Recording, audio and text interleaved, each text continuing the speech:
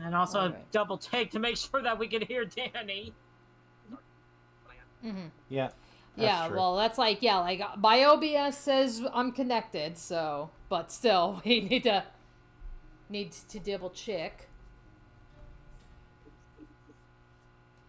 Okay, yeah, because I can see we're live, so I just need, we just need confirmation.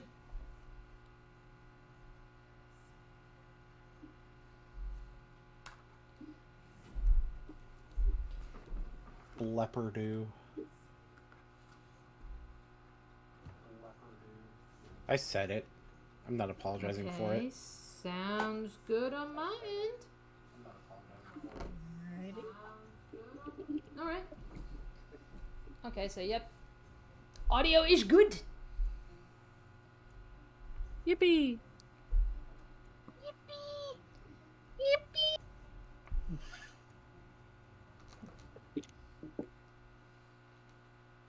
Good morning, mortals. Good morning. Good morning. No Good grandiose afternoon. speech this Hi. morning.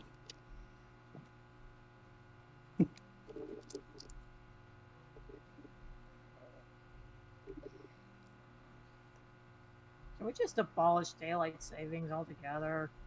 Weren't you guys doing that and then you just decided no? Like, we were so jealous of you. Well, you see, that tends to be what happens when certain people get elected. What do you want the daylight savings?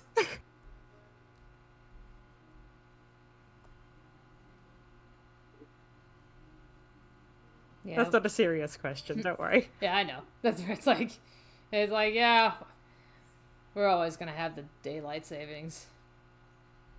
I hate it. It's like I like it in. When is it out It's like daylight yeah, savings? like it in the fall, hate it in the spring. Exactly. That's why I also adore fall and winter. Is it? Okay, our daylight saving is soon too. Oh no, that means the game's gonna move to 9 a.m.? Yep.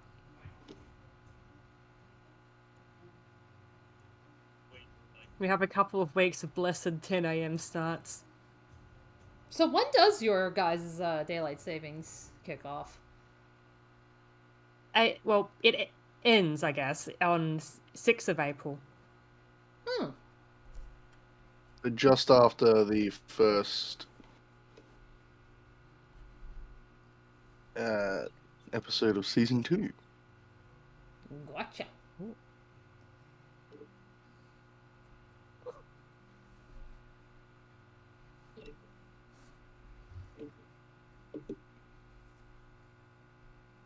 Wait, did South Australia have daylight savings?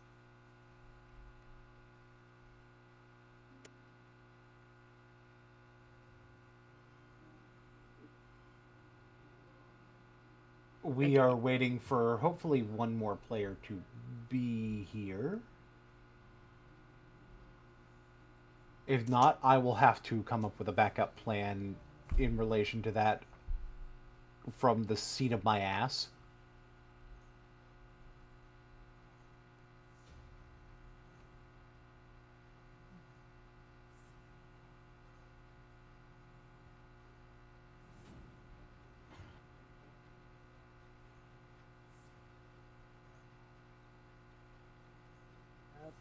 There's an idea I propose if we want to go that route.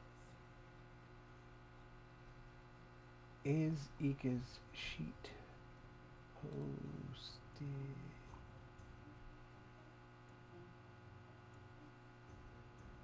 Ah.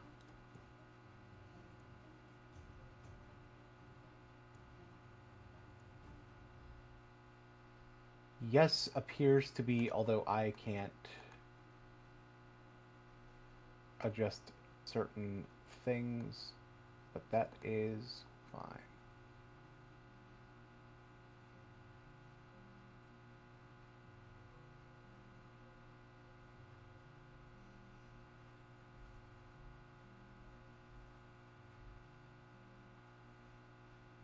I'm seeing something on the sheet that bothers me immensely that they did, and I will talk to them about it at some point. It's not like, I think it's just they recorded something in an incorrect way. I don't think they're trying to cheat because it's not really making a difference, but Yeah, it happens.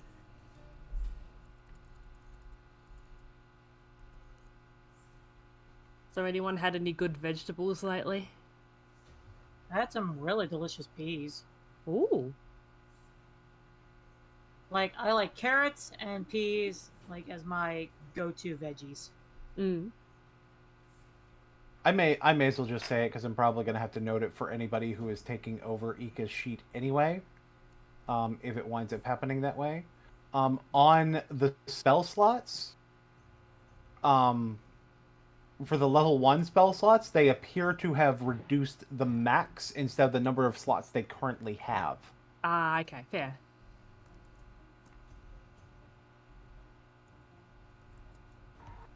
Just like the other way around. That makes sense. So does anyone want to play our bird healer? What class was she? Cleric. Okay. I think she was light cleric, correct? Peace cleric. Peace cleric. Okay, yeah. All of her actions and stuff are notated.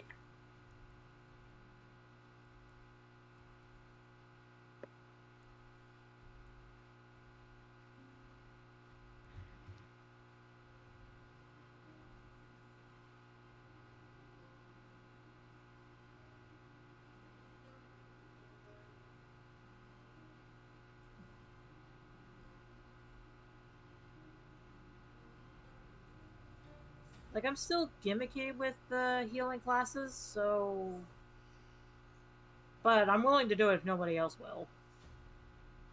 I've played a cleric, but never actually, like, a good cleric. Always been the shooty things at stuff cleric. Actually, did she... Okay, she did record the survival shield on here, too.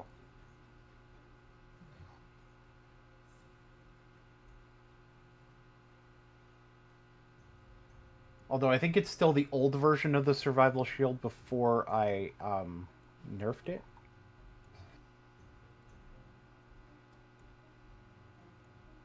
Let me see. Yes.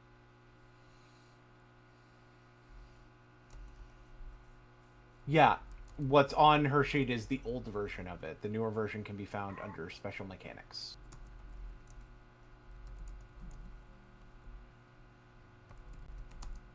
Let's see, I played at least, what, one healer in Strixhaven?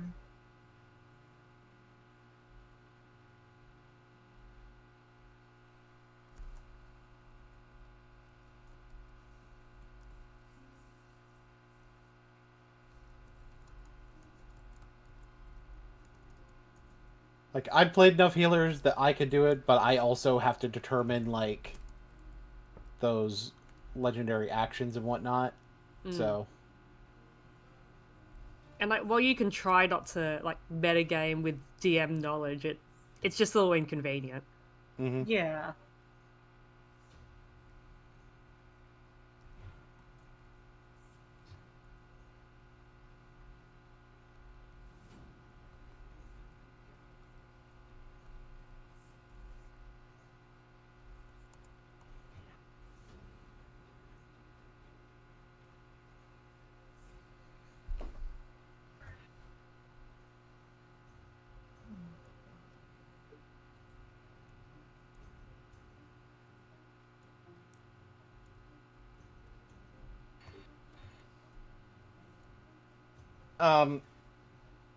I think Ika's just going to be either late or not here or something. So, Alright. like, I'm willing to take over her sheet if nobody else wants to, like... We can make it a team effort a bit. Yeah. Like, I don't maybe- mind doing it too, but I might need a little bit of reminding of some things.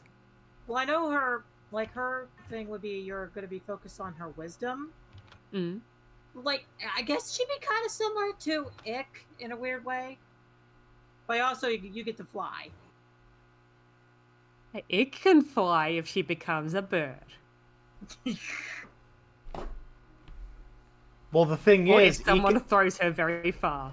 Ika already is a bird. True. Yeah. It is much harder to throw. It gets picked up by a bird. Look, guys, it flying. Yes. It's when, like a frisbee. Oh yes. Yes. When Ick goes to Ikoria. Oh, God. Anyway, let me give a partial recap because there's a way that I'm doing this. So previously on Ravnica Trail of Dragons, there was a little bit more meeting with people.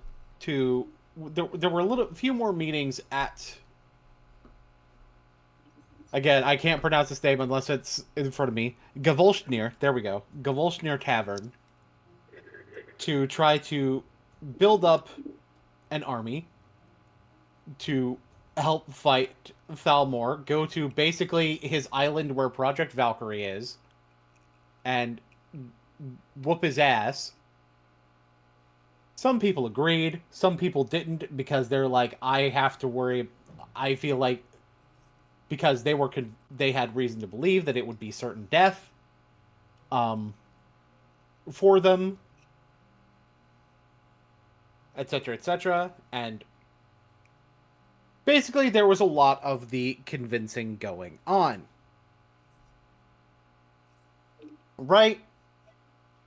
Yeah. And one of the notable conversation, there were some notable conversations in that. Ick and a moot went over to recruit the Bully Boy gang. And they are now super cool with a moot as well. Hell yeah. They think he's the coolest guy. So Abood has followers again, I guess.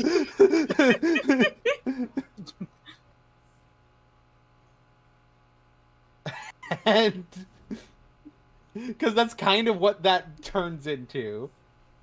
I kind of came up with that on the fly during the session, but it's kind of just, yeah, that makes sense. Although, to be fair, it was implied that Zaricha was much more on Amut's side than any of the other dragons. So, it's not like none of the others were loyal to him, specifically, in the cult. Something that was partially implied to be part of what was going on with Nurm. Because Nurm, when you guys mentioned Nurmak, Amut was like, wait a minute. He was like in the cult. And so Gavataki's like, I'm gonna talk to him since he was from Boros. And Gavataki was like, hey, are you a bitch? Exact words. And he just went, nah, I'ma already be there though.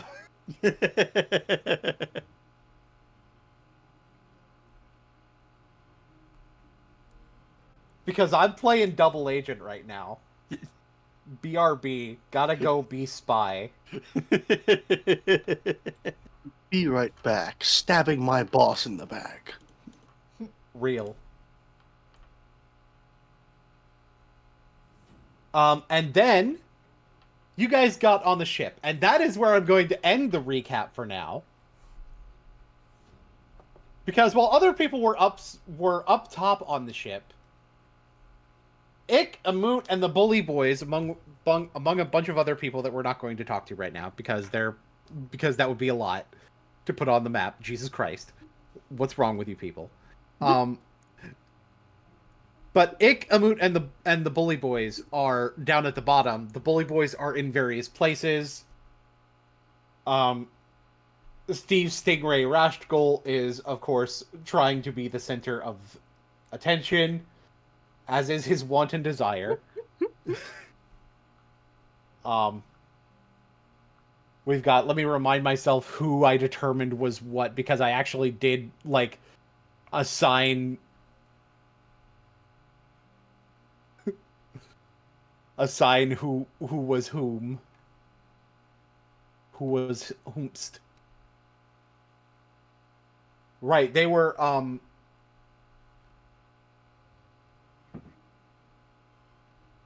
they were Tiberius and Riley. Actually, nah, fuck it. They're Tiberius and Neon now, because that I think that works a little bit better. Tiberius and Neon are over here, like, eating. Chad is looking out to the water.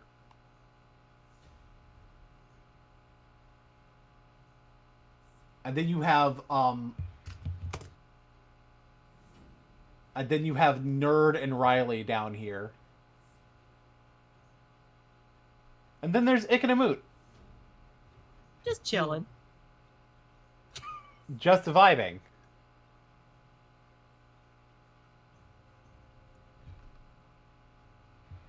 It's like, so how likely do you think it is that he'll send something to attack this ship on the way?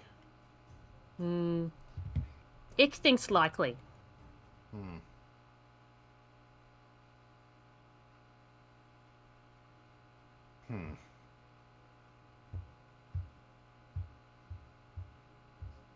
He just looks over, it's like, Chad, do you see anything out there? It could just go ahead and roll a perception check for Chad. Yep. Dun-da-da. That is a 19. It's like, actually, I believe I see something in the water. In the water. Ooh, shark?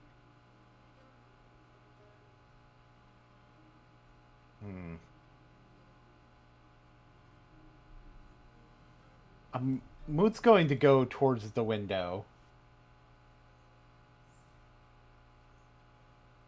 It's going to be like, I don't know if that's a shark.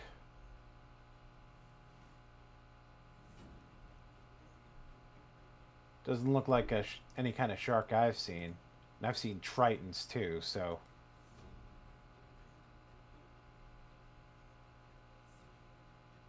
A DM, Ick can't move. Oh, put yourself in then. Yep, cool. Thank you. My bad.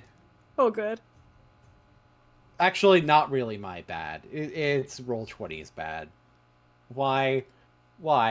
Anyway. If you would like to roll a prescription check. Yep. For myself, or? Yeah, for yourself. Oh, sometimes these dice are hard to read because of the little blood splatter on them. Okay, that is 11. That's with your bonus, correct? Yep. You just see, like, something jetting through the water, and it does look like it's coming generally towards your direction, and it looks like it's moving pretty quick. Oh.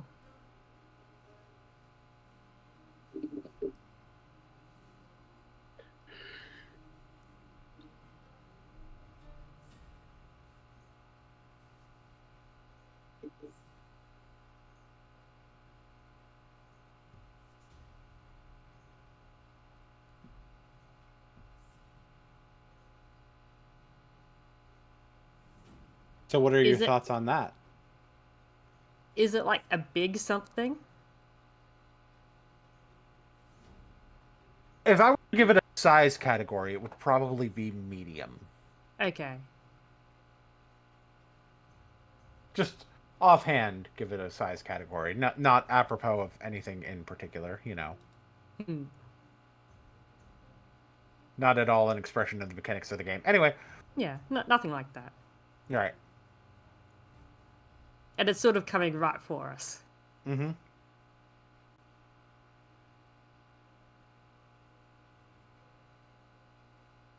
But I can't tell if it's exactly what it is.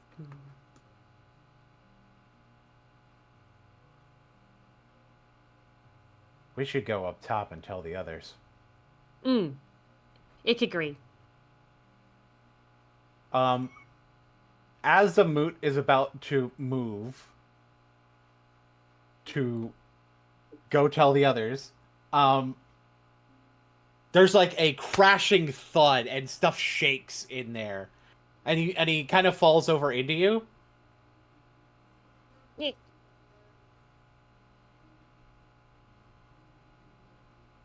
Sorry. Heavy and mutt. He gets up off you. It's like, well, whatever's coming, it might be here. And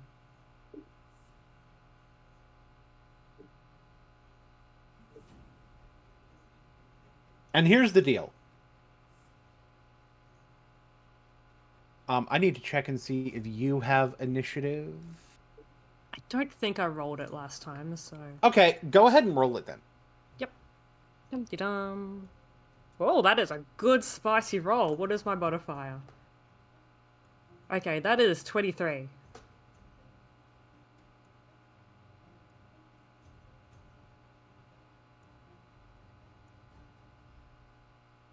Oh god, I forgot that they were called Thelmor and I got the Elder Scrolls in the brain, sorry. I mean, it is Norse, so you're not wrong. So, obviously we are about to enter initiative, but I will need to explain a couple of things to you.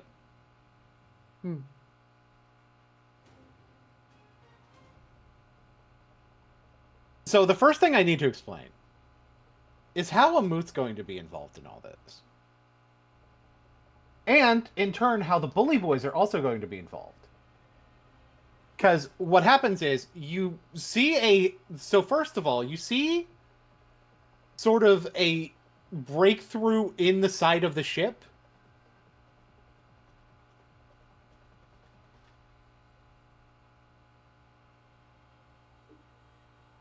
And 4 jellyfish-looking robots show up.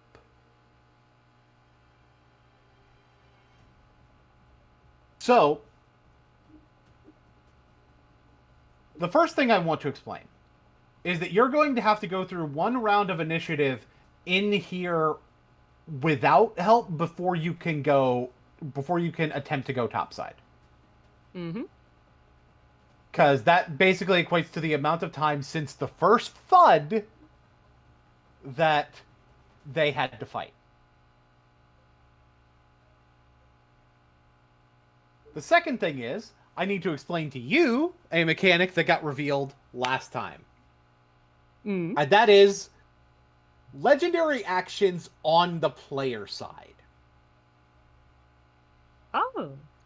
And basically what that is that when you have NPC allies, they will get to do a legendary action on your side after a turn where you see fit. In this case, it will be, however, fair warning, when you have these NPC allies doing these legendary actions, fights will be harder to accommodate for their presence, including one way that will happen with bosses that have legendary actions is that those bosses will get more of them to accommodate for how many legendary actions you have. So, what it's going to be this time is that during this first round are going to get 2 yourself. And those 2 will be one for a moot and one for the bully boys. Okay.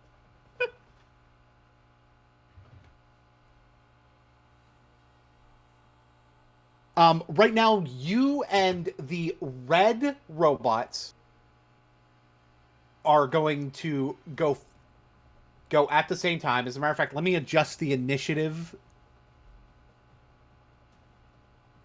to indicate the fact that it's not just the air units now.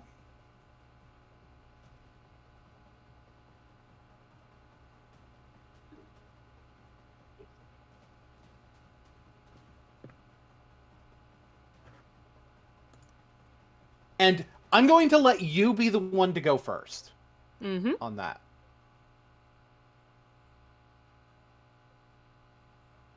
Just a moment, just reading some things. Mm-hmm. Right.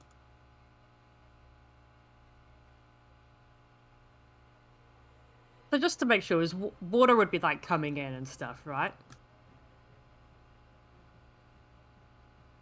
Like breaking into the hull. High enough where it's at least a little bit above the sea line, so it's not that bad. Okay. Then. But that's still something you don't want to deal with long term.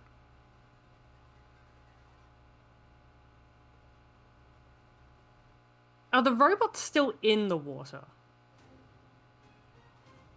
No. Okay. I didn't think so, but just double checking.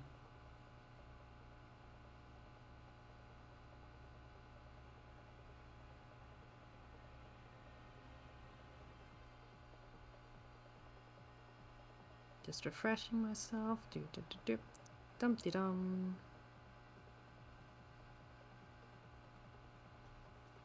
Okay, I think the best action for me for now is... Oh, should I... No, I'll leave that for now. I'll put up my Halo of Spores and Shillelagh, and that'll be what I'll do. Because Halo of Spores was the action, and Shillelagh was bonus. Okay. Do you want to use your movement? Where are the stairs? I'm gonna say the stairs are over this way. Okay, I'll use some movement and go over there. Okay.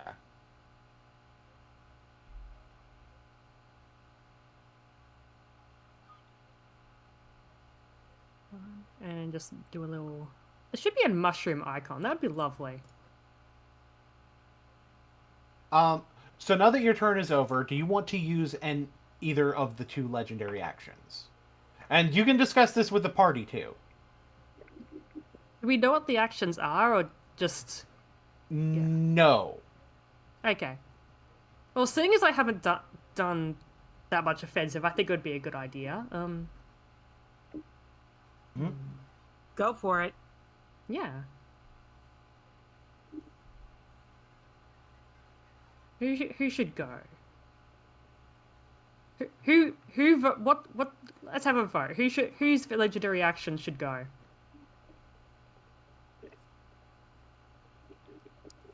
I'm going with Bully Boys. Yeah, why not? Okay, boy time. Bully boy time. So I'm going to call this particular legendary action because most of the time I determine what the legendary action is depending on the context of the situation. Ah, yeah. I'm going to call this Let's Split Up Gang. And basically, what's going to happen is it's going to turn what would normally be melee attacks into an AoE. Because they'll be able to go to different people. Unfortunately, I rolled like shit, so they don't hit.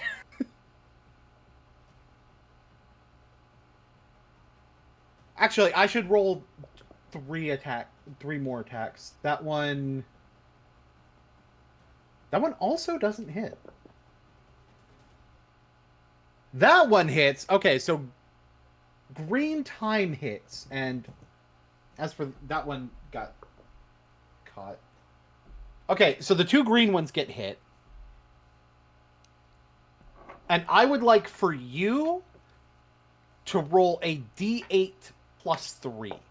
D8. Where is it? D8? There he is. That is 9. Right, so each of the green ones takes 9 damage. Ooh. Is the red one's turn. The thing that's interesting about these is that I basically determined that if the NPCs are taking these actions, they don't really get targeted in combat. Like in turn, they also don't get reactions and stuff normally. But this one is going to come over here towards you. Mm-hmm. And this one, I'm going to measure out, does not quite have enough movement to get to you, but is going to get here. Could I use my Halo of Spores reaction on the guy that's next to me? Yes. Okay, so... Turn the area. Okay, he can have a con saving throw. Again... 15. That got stuck. Oh, damn. That is unfortunately a natural 20. Okay, he makes it. What was going to happen if he failed? And that's just some necrotic damage. Okay. He's not resistant to that. Okay, fair dues. But the one next to you is going to attack you.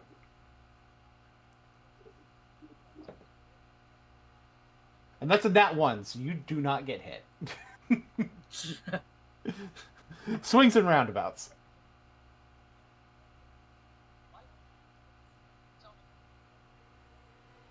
Alright, I will now end the red one's turn. Would you like to use a Moot's legendary action at this point? Sure. Sure. Alright. Now, a Moot's legendary action technically should be Fireball.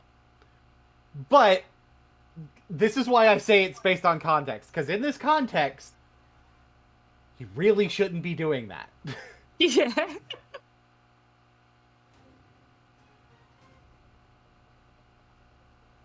However, I feel like Firebolt is a little bit more safe.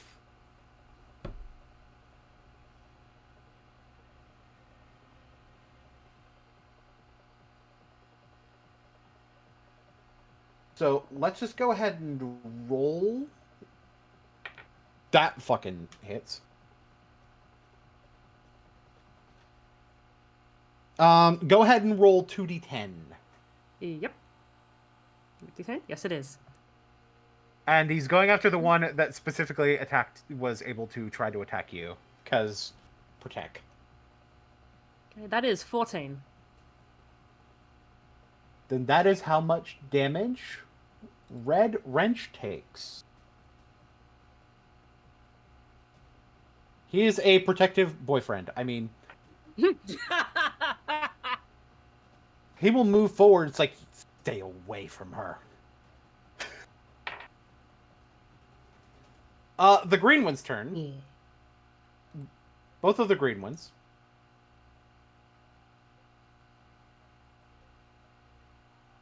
They are going... They're going to do something special in this situation. They're actually going to break through the floor to dive down. So they're going to basically be trying to make more problems for the ship.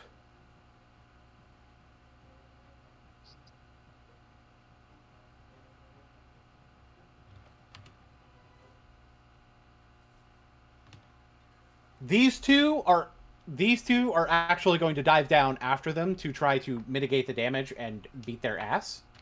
Based? Steve is going to look to you. It's like, they're probably attacking up top too. We'll handle these jokers. You guys head up there and help them. I think I can hear them fighting right now. Oh, yep. That's a sword.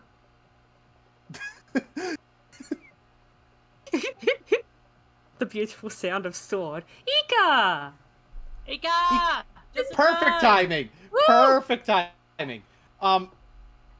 Ick, you can come up over here. A Moot will also come up with you. Yep. Basically, for free. Back my flowers. Here we go.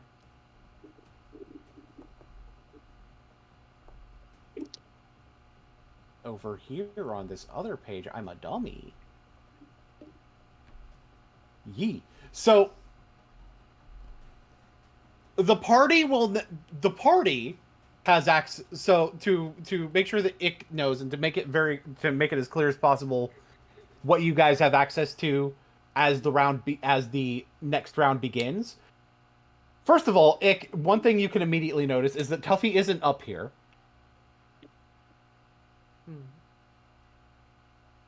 But you guys have access to legendary actions from Kaya, from Garuk, from Dorian, from Yacht, the captain,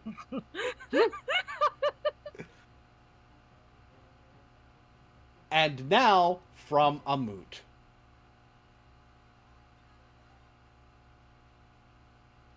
Hey, cousin, how's it going? Hey.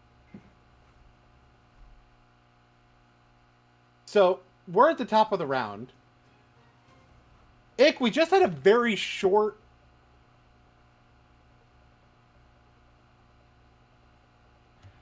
round where you went first, so this time we'll have the red Thalmor units go. Yep.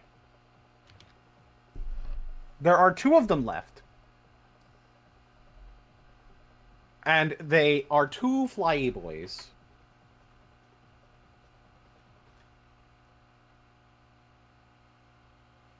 So, Wrench is going to attack Gamataki. Hmm. Because what would this campaign be without attacking Gamataki? Yeah. Does an 18 hit? I believe it does, but aren't I still in a patient defense? You are, so I will roll that with disadvantage. Does a 13 hit? Nope.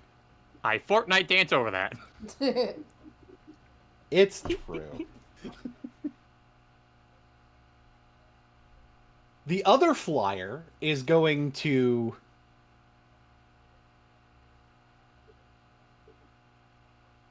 The Time Boys are flanking. And they are flanking Bear. Oh, this is fine. Don't worry. I am both raging and have increased AC. Do you have Reckless Attack going? No, not this time. Okay.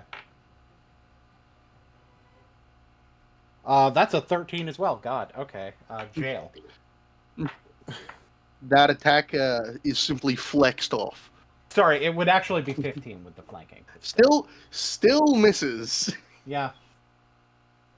But, doesn't really matter that much. So that's gonna end their turn. Do we want to use any of our legendary actions?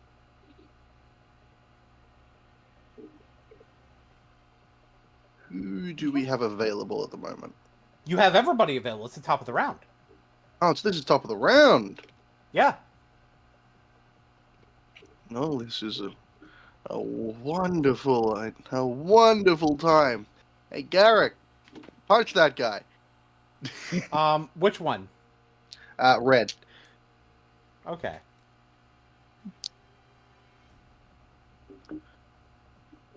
He gets 2 attacks, right? Yes. They've moved down into melee, so it's not at disadvantage. Correct. The highest of the 2 is a 9. The highest of the 2 is a 9. I don't think that hits, no.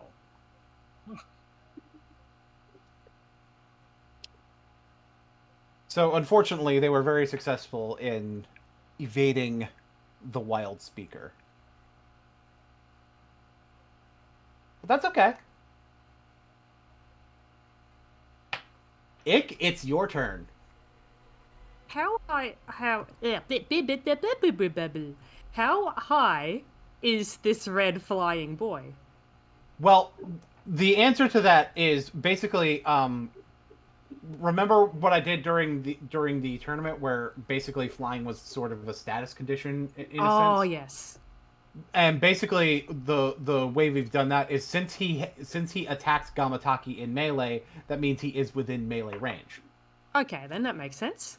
So you can whack him in the leg with a shillelagh if you wanted to. I could, yes. I may do so. Oh, Get just him give like me a Joker moment. with the crowbar. Oh. And by the way, he looks fairly damaged. Oh, that's good. He looks really damaged, as a matter of fact. So that is, hold on, maths 22. 22 to hit. Yep. Roll your damage. Yep. That is 7 damage. So you whack this thing in the knee. Oh wait, I forgot my symbiotic entity stuff. Hold on. Yeah, that's an extra 1d6 too. Hold on. Don't worry about it. Okay, fair enough. Oh, it made me feel better anyway. You whack this thing in the knee, and it crumples onto the deck. Ah! Ah! Ah! And then it blows up. Wait, Does what? it blow up? Does it blow up like mid-scream? Yes. Good. We got the Peter Griffin death pose.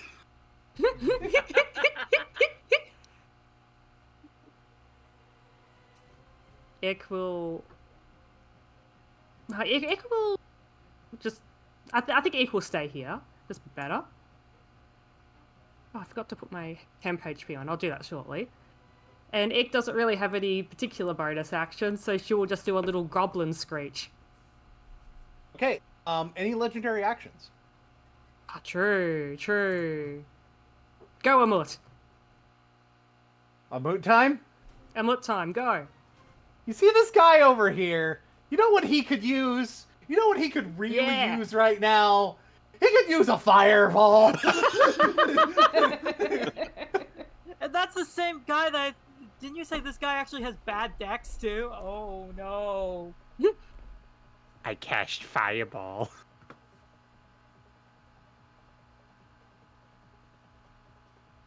His fireball, interestingly enough, does appear like a translucent cyan color. Ooh. Jen Oh, boy. should know what that means. Oh, yeah, I know what exactly that means. That is a 14 on the save. That's not going to do it against the moot. Who wants to roll fireball damage? I don't have enough dice for that. I do! Go. Okay, watch out because the sorcerers are rolling 8d6. Okay. Oh boy, let me hear these beautiful babies. Alright, 6, 5, 2, 2, 1, 6, 4. Ooh.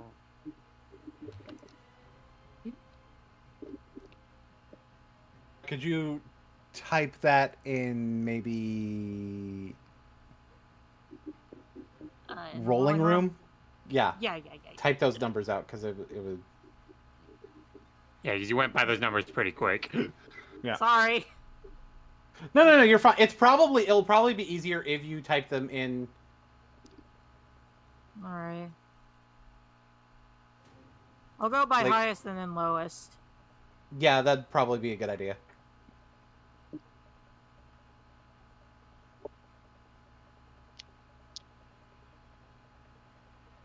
And that one has not taken a lot of damage thus far, by the way.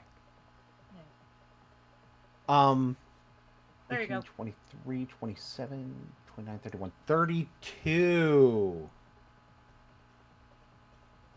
It's taken 32 now. Well,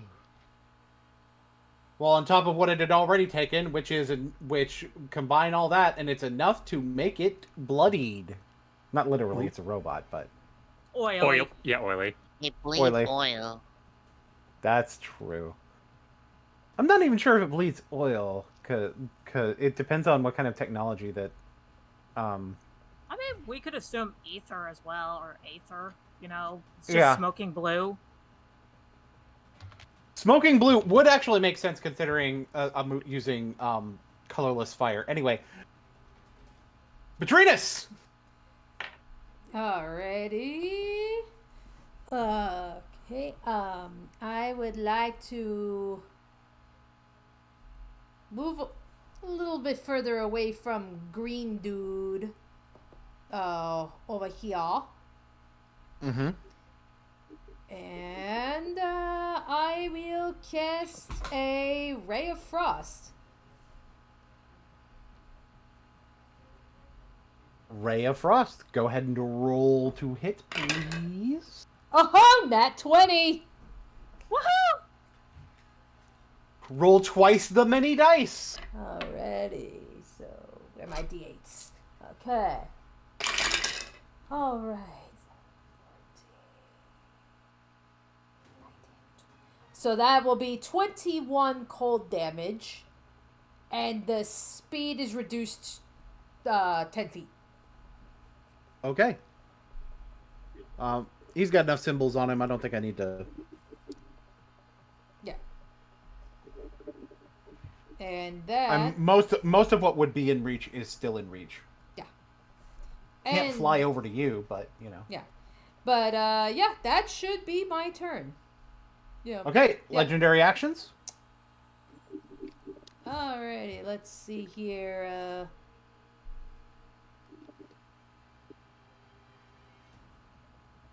I know, that's right. It's like I'm trying to remember what everybody's actions was. Bear in mind, I can change them if I don't remember them.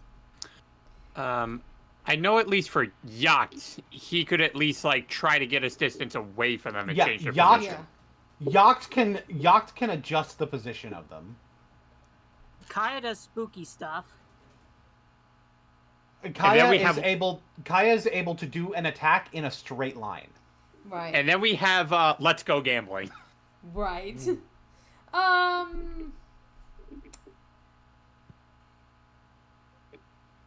You know what? Fuck it. Let's gamble.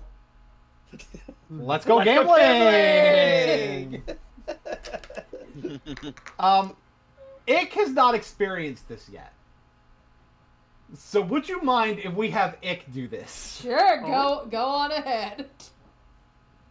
Ick, like, Dorian is one of the biggest cases where I have to change based on the context. Because first I have to roll a d6 to see what color of mana he's using. And that is going to be done by you, Ick. So roll a d6. On a 6, you get to choose. Oh. It is a 6.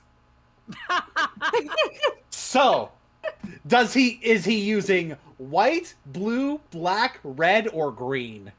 How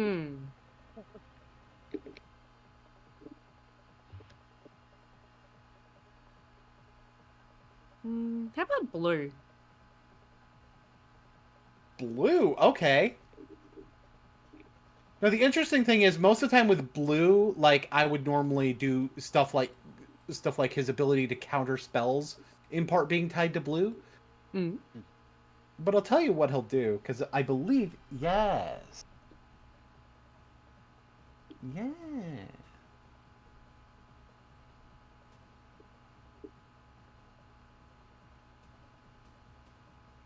He will actually. Does he have the range to get to?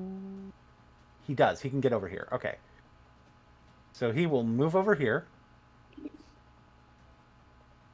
Capture green, right? He's going to extend his hand out.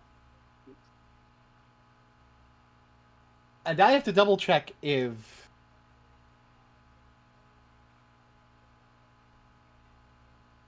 Tell you what, this is high enough level. Ick, roll a d20. I gotta stop rolling on that side of the table. I keep losing amongst my top. Okay. Okay, I need to re-roll it. I moved it while I was getting it. Hold on. Okay, that's a 12. That is a 12. Yep. Unfortunately, that's not good enough. But what you see is that this gold boy like shudders. You see its wings stop for a moment, and it start to descend, but then it's able to flap back up. So he tried to dispel magic on it. Ooh. Yeah. So. Oh, they're flying by magic? I suppose they're There's- magic robots. There's something magic related with them. I won't explain what it is. But it's the magic gathering. Who's to say? Who is to say? So that was the legendary action. Now we have Gamataki and Eliza's turns. You could go first if you want.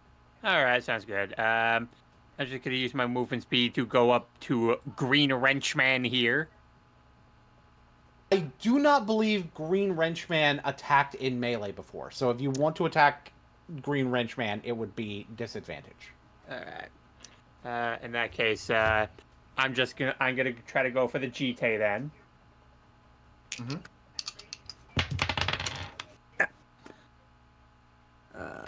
Okay, so does an 18 hit? An 18 does hit. Roll damage. All right. Yay. That's going to be 7 damage. 7 damage. All right. Then I'm going to use my extra attack to do it again.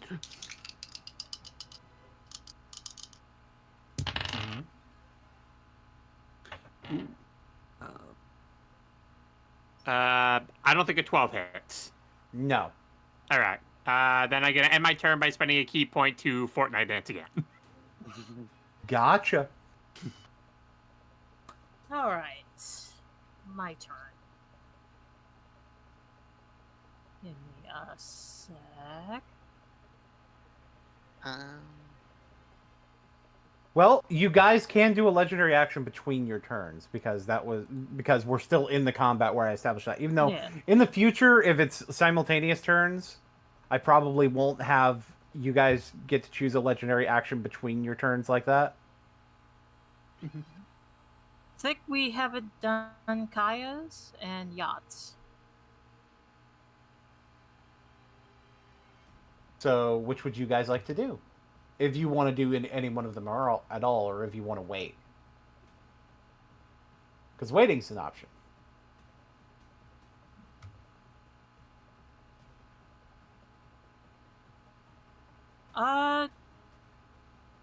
I could do Yachts.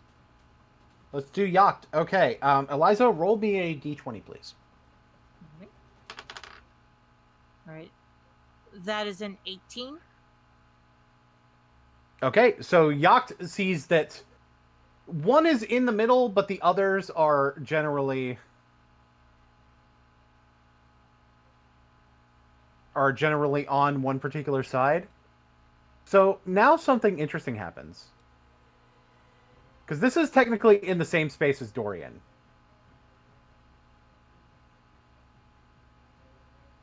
But I'd imagine that knowing the movement is happening, Green would probably be above Dorian.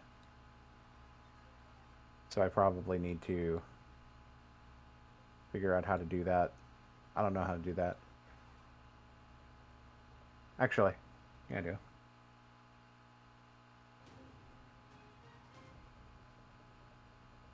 There we go. So yeah, Green is on top, and that is also where Dorian is. Green is above, basically.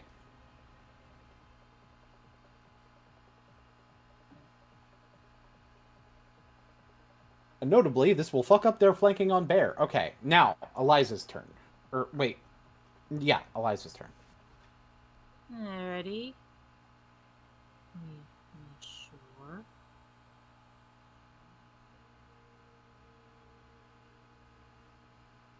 I think you know what I'm doing. Do I? It's fire. It's fireball time! And I am targeting these two in particular. I'm just barely out of the reach of the ship, so it won't get hit.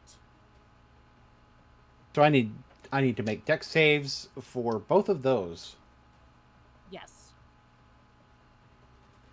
We'll do the captor first. That's a 13 on that dex save. That's not going to do it. Yep, that fails. Then red time, that got stuck in the fucking tower. Oofda, that's an 11. That's not going to do it. Alright, they're taking full 68 damage.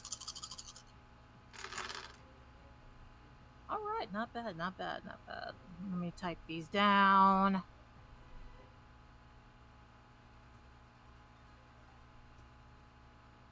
Alright, going by highest to lowest.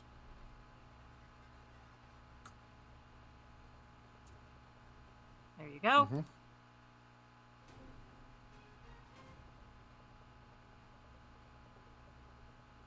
Seventeen, 21, 25, 29, 33.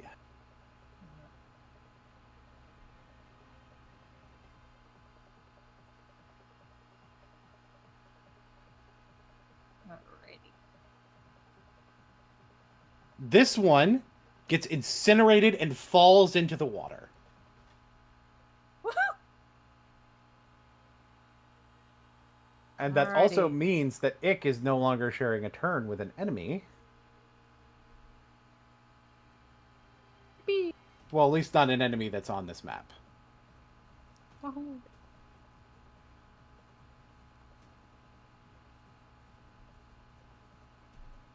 Alrighty, that's all I'm gonna do. I'm gonna move to where I'm behind this thingy bobber, give myself a little cover, and that'll do it for me. Okay, do we want to do our last legendary action yet? This is, Tuffy would normally be next, but Tuffy has disappeared mysteriously. Kaya is pretty cool. Kaya is pretty cool.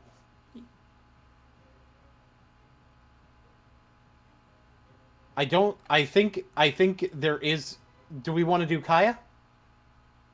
You know what? Let's go for it. Yeah, I mean, Kaya is, Okay. I think, the only one that hasn't done their legendary action yet. Yep. Because Kaya would be the only option if you guys wanted to do it or if you wanted to wait. Yeah. So, like I said, Kaya can do an attack in a straight line. She does have to land next to her last target. And it's like a 30-foot straight line attack that can have sneak attack.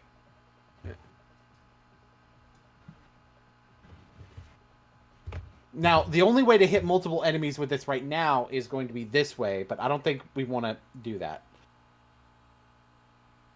Let's send Kaya over the water. So, basically, do we want to just hit time green right here? I think that's probably the smart call with that. Okay. So, one of you guys, any one of you that wants to do it, go ahead and roll me a d20. And I'll go ahead and put Kaya into the position where the attack would land. Okay, I'll roll it. That is a 12 on the dice. That is a 12. Okay.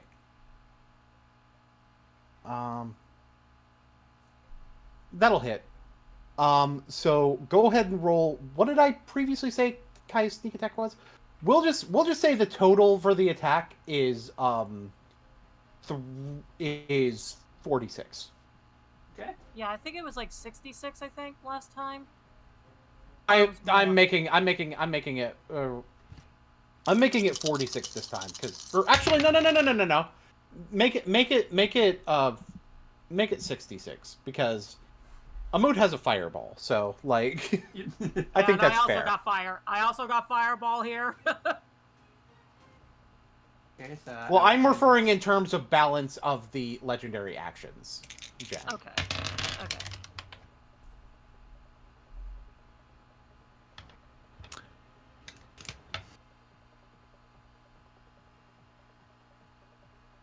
All right, I'm just gonna put this in the Rollings chat.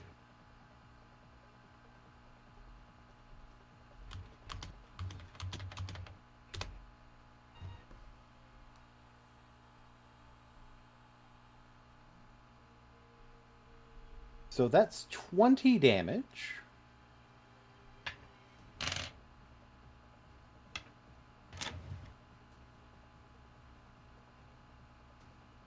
Okie dokie. It is now the green team's turn. And because you guys actually got to one of the captors' turns, with it still up but being below half, I can have you much more readily realize something about them. Regeneration.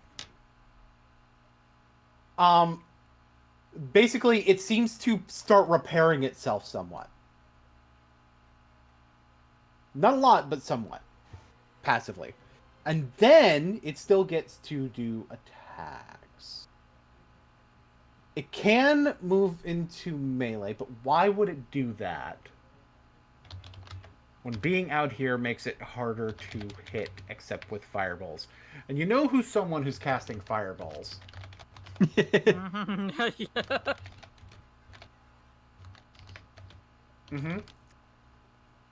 I need you, Jen, to make a Constitution saving throw. Oh boy. Am I trying to go in the spear again? It's trying to put you in the spear again. Eating the ball. Tell it no. She did Get tell it in no. the ball. She did tell it no. That's a fucking nat 20. That's telling it no. No hamster ball for you. She's just like, will you stop doing that? No, fuck you. You will get in the ball. You'll get in the ball, Shinji. I don't consent to your ball. I do not consent. Do I look like I give a fuck? Well, you know who will? 911! They don't exist here. Nice try. You're right. I have the. You're right. There's this thing called Kaya, and she's got a knife. What are you talking about? We have police here. We have a cop and a different kind of cop here. They don't exist here. Hello. Bear exists here. Anyway, just call Bear nobody.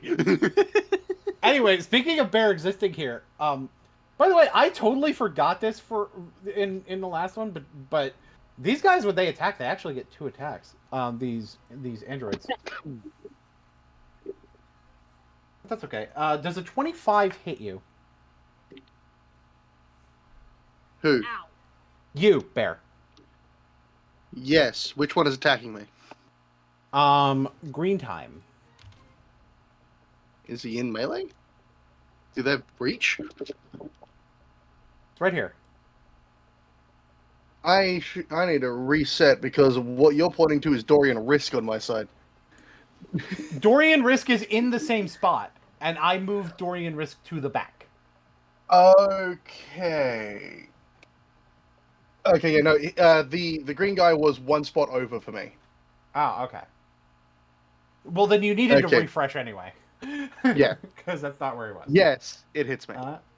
Okay. So, you take 15 force damage. That's fine. And I need you to make a strength saving throw that you're probably going to pass. Oh no, the barbarian makes a strength saving throw. Yeah, with 2d4s. I do have 2d4 I can add to this if I somehow fail on an advantage strength saving throw.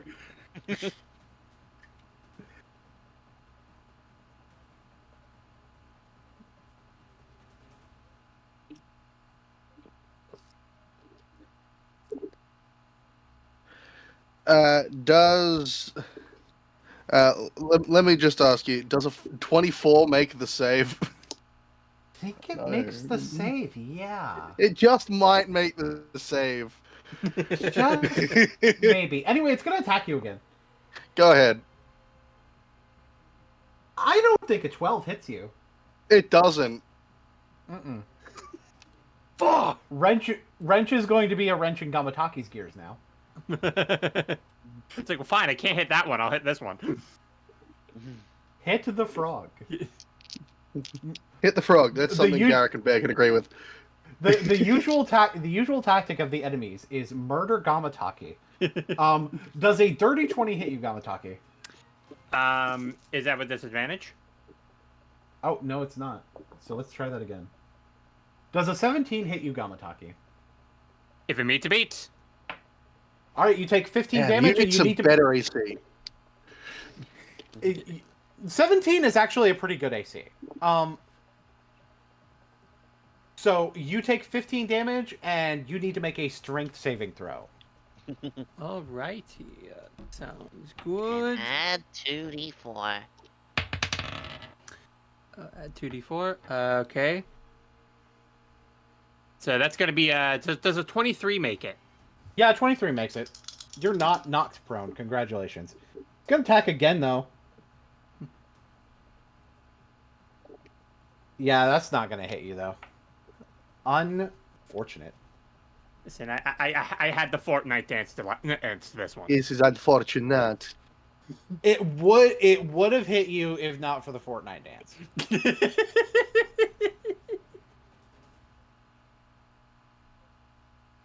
Bear, it's your turn. I'm going to ask, what Fortnite dance is he doing? If it's anything other than Orange Justice, I will be upset.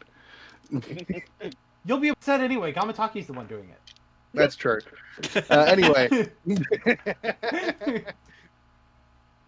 Bear's going to move here. Sorry. He's going to move here. You made a big mistake. And fuck it, we're going to go for a reckless here. Because fuck this guy. You in particular.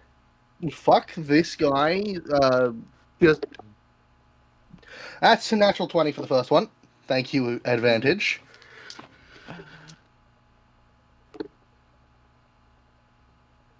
Oh god, this thing is dead. Obliterated. I do not regret to inform you that I'm critting on both of these attacks. Jesus Christ. We need to nerf your dice. I've been using these dice for Bear the entire time. I have not added or removed any dice from his sets. I know. Oh CC. boy. Yep, CC's here. I'm gonna smite on one of these. Mm-hmm. So, we start with the non-smite. That's some poor damage. 7 plus brain function for me, please.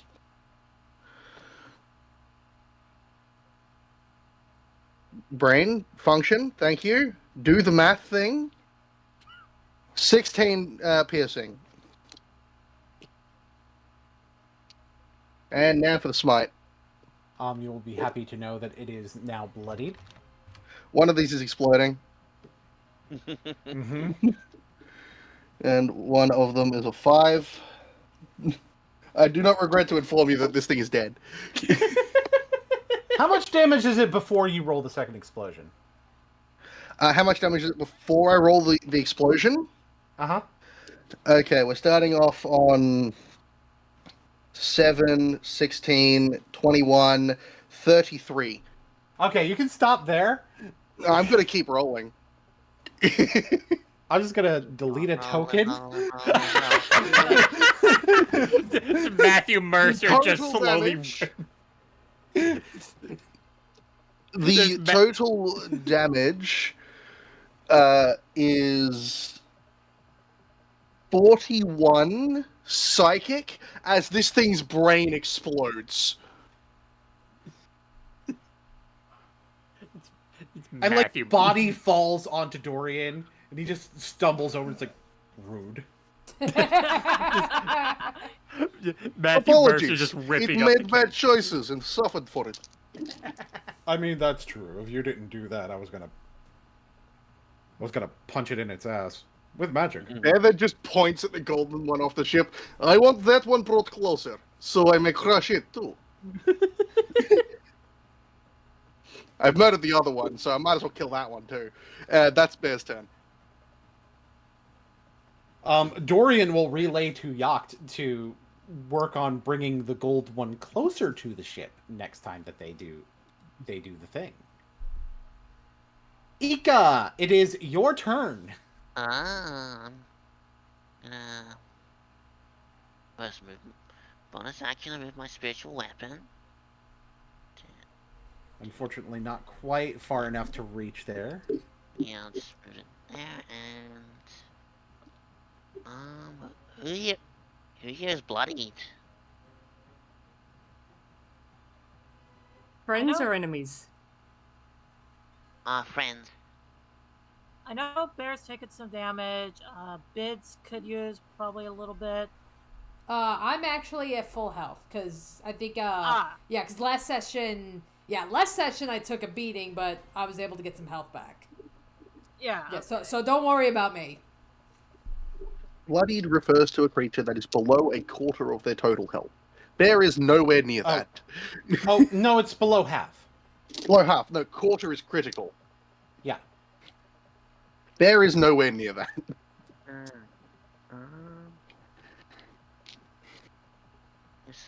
Bear has health for days. And I typically do not tell you guys when enemies are critical. During the Pathfinder one, I will, because that's important. Yeah. So, who here in the party's bloodied? Because I'll go for a healing. Bear is not bloodied. I think the only one that's bloodied is you. Okay. Yeah, I mean, granted, I'm close to it, but even then. Cost a second level. Cost a second level cure wounds on myself. That's an idea. And I'll get back 11 hit points. And that's it for my turn. Please make sure that you record that you're spending the spell slot, please. Yep. Also, Ika, I do want to go ahead and point this out now. I'm on your sheet right now. You see where you have a 3 here on max on level 1 spell slots? Yeah. 4 or 5 by now? Yeah, it should be 4. I think you spent a level 1 Oh. spell slot and you reduced the max instead of reducing the slots. Oh, okay. My bad. No. 2 is still 3. On level 2, it should still be 3. It's on the level 1 spell slots that you have the issue. Okay. Alright. Missed that. And make this 3 because I believe you spent a level 1 spell and that's how it happened in the first place. Not that this one. See the one I'm highlighting? Whereabouts? Yeah, I see it. The one I'm highlighting that has slots above it. That's the one that should be a 3 right now. Oh, okay, I missed that. Yeah.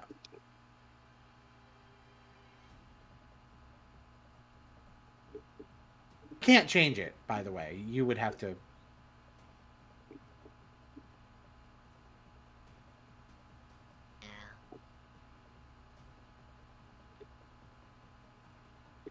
Ika, are you gonna change it? Like, yeah, I think I've changed it. I'll refresh to see.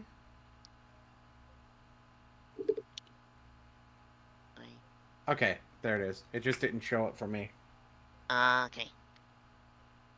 Which is weird because the other changes showed up immediately. Anyway, so that should be Ika's turn. Top of the round, you guys can hear fighting and shit downstairs. One of the differences being that that Ick, you pretty much know what's going on down there. Ick, no. And you also know that what's down there is severely outnumbered. Because it's not just the bully boys down there. Oh. Right, all the dwarves are down there too. Uh-huh. Whoever decided to attack the lower decks, they made the wrong choice. Yeah. No two ways about it. They fucked up. So it's Ick's turn. Mm-hmm. Is this little green boy in whack range, or is he up? He is in whack range because he went in Okay. whack range of Gamataki. Okay, thought so. You can hit him in the knee and make him do the Family Guy. Okay, like before I do that, does it count as him moving into my halo of spores if I've moved towards him? Hang on a sec. I do not think so. Mm-hmm. I'm going to look that up because there's normally like a specific timing in terms I of can like. post the wording if you like.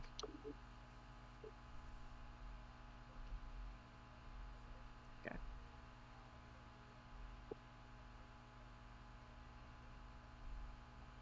It specifies when that creature moves into a space within 10 feet of Or you. starts its turn there. Yep. Okay. So Well, good. yeah, I'm going to say no. Fair enough. I will simply whack. Whack. Okay. Claw. Oh. I don't think a 14 would hit. A 14 does not hit, no. Oh, no. That's bad. Oh well.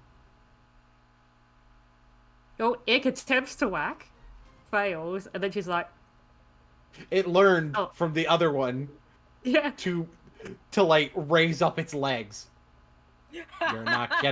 You're not getting me with that shit. Nice try, short ass. She makes a little peace sign with her fingers, and then like bonus action nibble. What is it? Nibble escape. Love it. I don't even Peace watch out, bro. Family Guy. I watch American Dad. Oh. And you're American bad. Good morning, USA. I gotta feel. Before we go to Bedrinas, does anybody have any legendary? Do we want to use any legendary actions? I guess is the better way to put bring that thing closer to me. Okay, roll a d20 then for Yax. It's an 11. That's enough for it to be able to move 10 feet closer. And this also moves above Yacht. Yes. Come to me. Oh my god! I'm going to rip your robotic throat out. So anyway, Bedrinas. Alrighty, let me just double check. Okay. I think I'm gonna keep myself at this safe distance. And yeah, I'm gonna go with the Ray of Frost again, just to try to hit that guy and not Yacht. Fair. Go ahead and roll to hit. Alrighty.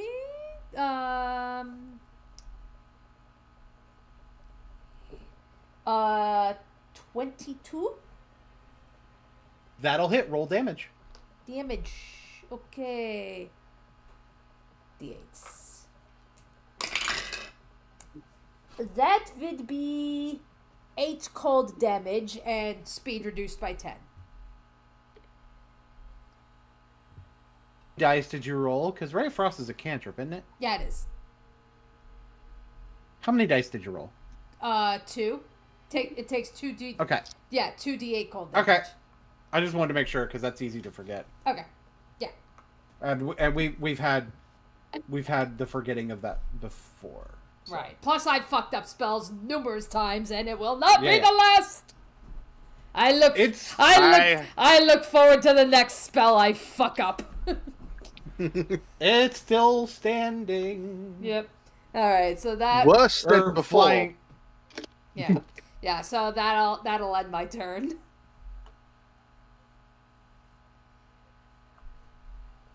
So, legendary actions. Oh, let's give Kaya a go. Do you want Kaya to attack the one in the? No, I want her to attack this one. Okay, it would require her to move closer first, Right. and then hit the yeet button. Yeet. Yeet! Nothing personnel, kid. Oh Eliza, my go ahead and roll wonder. the d20. Alright. Oh my Wamu. That is a 17. I would say roll the damage, but you know what? It was at 5. Like, if that damage was all ones, it would still be. Alrighty. And it falls down, and Yak just fucking G steps to the side. Slide to the left. And then kicks it away as he goes back to the wheel. And stay off me boat, you fuck. Stay off of the boat! Get off of my boat. I do not want you here. You did not pay for ticket. Thank you very much, Miss Kaya. No problem. That's my guild master. Woohoo!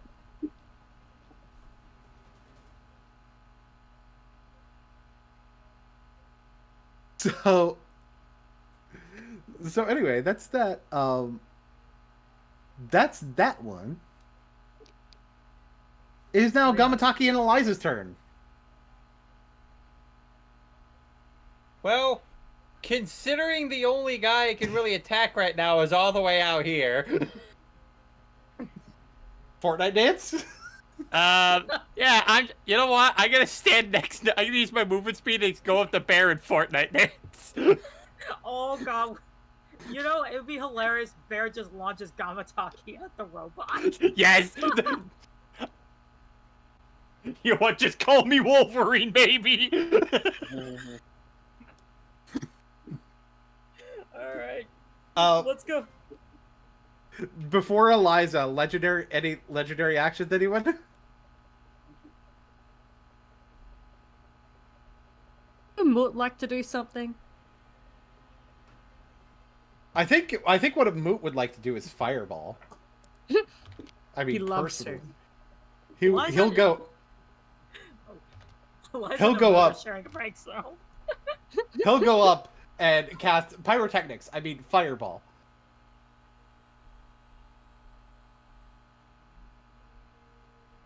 Fails. Who wants to roll fireball damage? Me with 8d6 already on standby. Go. Don't ask why I have so many dice. Ooh, not bad, not bad. Okay.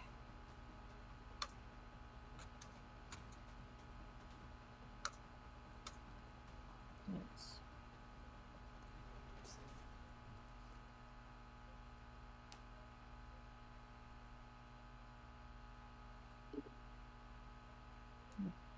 Oh, that was okay.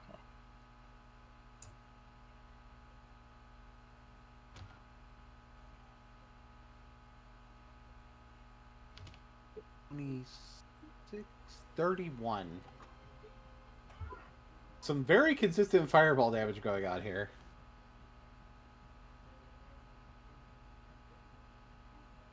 That is a Moot's turn. Hey, Eliza, it's your turn. I wonder what you want to do. You know it. Make that dex save.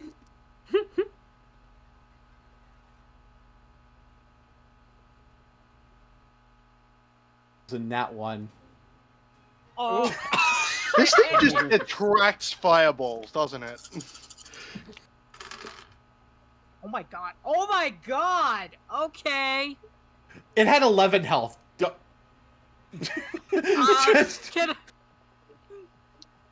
Hang on, I gotta type them out. I've got to type out the numbers. They are actually really good.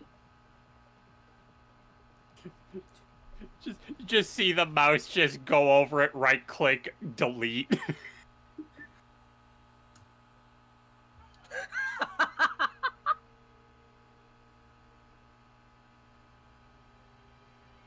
Jesus. Jesus H bananas. I imagine the combo is like, it's a mixture between Amut and Eliza, like they're joined back to back, and they just launch their fireballs. They launch the fireballs, the thing lands in the sea. You guys see, like, coming from the staircase, a fucking, one of those jellyfish robots. Hang on, let me find the tokens for them. I believe I have those. Yes. So one of the jellyfish robots comes up from the staircase and just gets yeeted.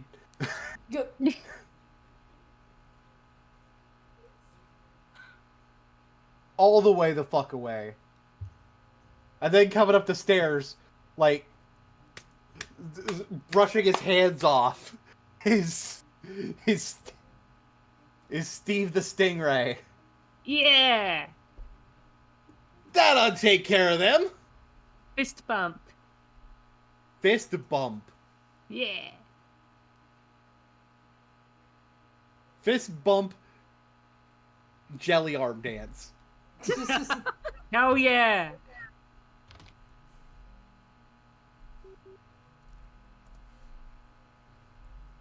Everything cool up here? Yeah. Just comes out, just sees Gamataki Fortnite dancing. He's gonna walk over, and he's going to also Fortnite dance.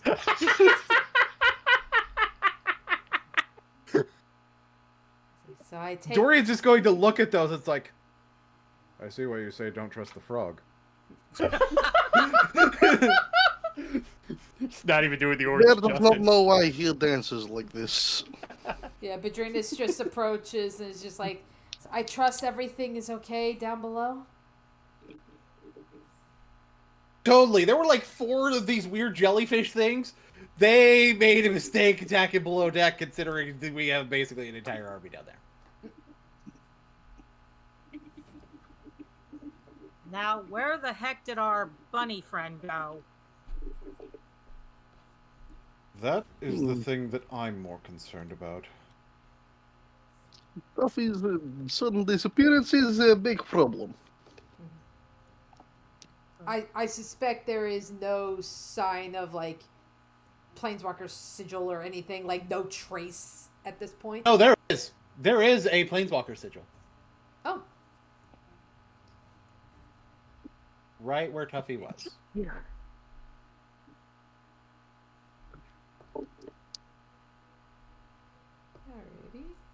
In that case, I can go over and inspect it. Okay. Inspecting it would probably require touching it, correct? I believe so. So would this be investigation? Either you or they touching it. Which one of you is touching it? I can touch it. But it's like, or we can both touch it. Well, if you for sure are going to be someone touching it, I need you to roll. Oh, what's the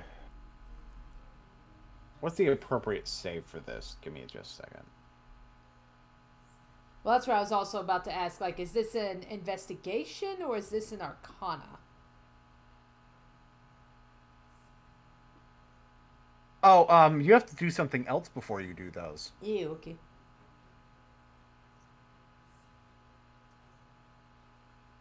Give me just a moment.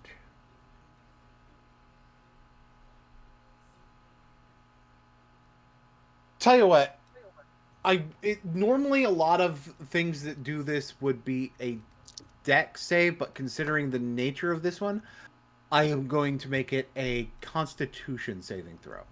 Constitution saving throw. Okay. All right. So yeah. So as Madrinas approaches it, she says, "All right, I'll do what I can. If I can maybe tap into it, see if I can kind of determine where he could have gone." Ooh, actually, strength saving throw. Sorry, because there is a precedent for something that does this having a strength saving throw. All right. Oh, of course. Oh no. Of course, the one saving throw that has a negative. Procedure, procedure. Ha ha ha! 4. Oh no. I think you will be unsurprised to learn that fails. I would suspect. So, what you feel is a surge of electricity running through your body. Oof. When you touch this mark. And you take 26 lightning damage. Woohoo! Oh. Oof. Ah. Yeah, I think so suffice it to say, like, after the electricity just kind of courses through her, like, she just, like, probably just kind of, like, I would suspect either she pushes herself back or is pushed back or something, just, like, the recoil. Imagine like, grabs you by the waist to get you off of it. Yeah. Because part of the reason it's a strength save is because, basically, you get electrocuted as soon as you touch it. Yeah. But the trick is whether or not you are able to remove your hand in time. Gotcha, okay. To avoid taking actual damage. Alright. Because electricity will make your muscles convulse. So that's why it makes sense for it to be a strength save. Okay, that makes sense. Okay. Mm-hmm. Alright, so then, like, Padrina, she's probably gonna take some time to recover from that shock. What the fuck was that? Yeah. I've seen plenty of sparks. I've never seen one do that. Eliza. Yeah. What's up? Feel sort of a half pain. I feel a half pain. Same.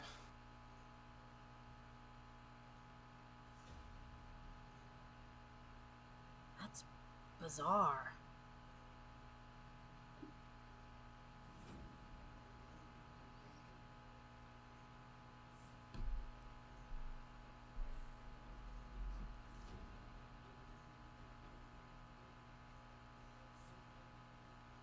Did I die? No, No, you you didn't. There was just tense silence from that. Yeah. Yeah. Yeah, Padrina, this is just fucking fried.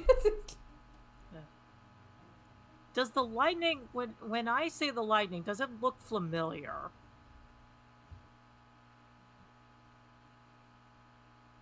When cracked for Bedrinus in that moment, it looks purple. And I have seen that lightning before. In your dreams. She growls a little bit, teeth gnashing a little bit, which Amu can see. And she mutters the name, Fervor. When you say that name, Amut's eyes flash that gold color that they do, and he grits his teeth too. And Amu could see that her eyes are blue.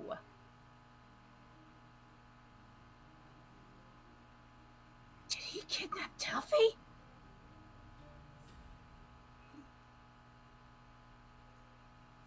Damn it.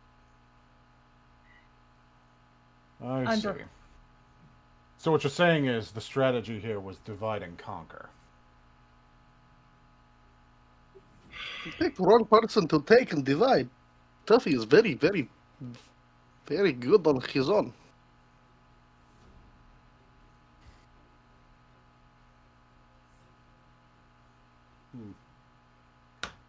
We need to expect, then, that Geolos is going to make his appearance very soon.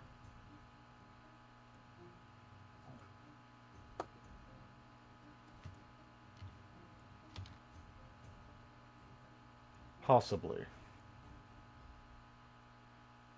That does raise the question. Why Tuffy? Doesn't necessarily seem like the most logical choice. Would imagine if they were looking to isolate someone, it would be Bedrinus.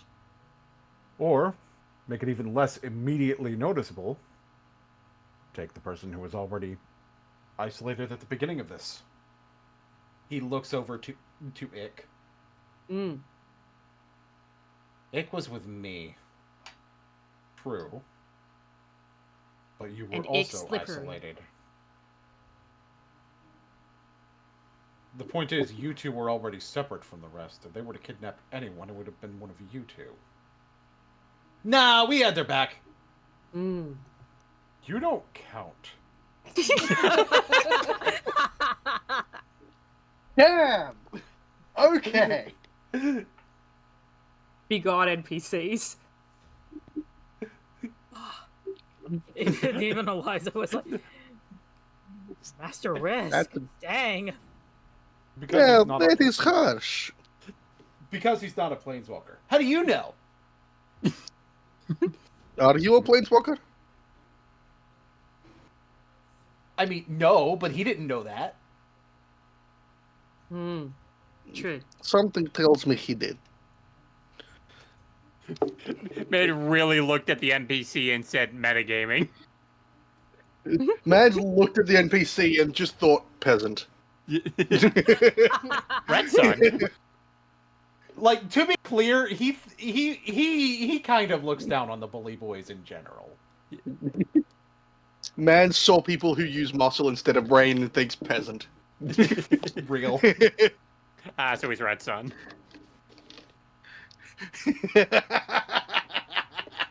To be fair, he doesn't look down on Garuk that way. He respects Garrick because Garrick has a spark. True. Also, Guruk is big and scary and could probably throw this man over the ship with no problem. Bear could throw this man over the ship, no problem, and he seems to not like Bear. But you know why he doesn't like Bear. I know why he doesn't. We know why he doesn't like Bear, but it is not the physical might. It is the spark.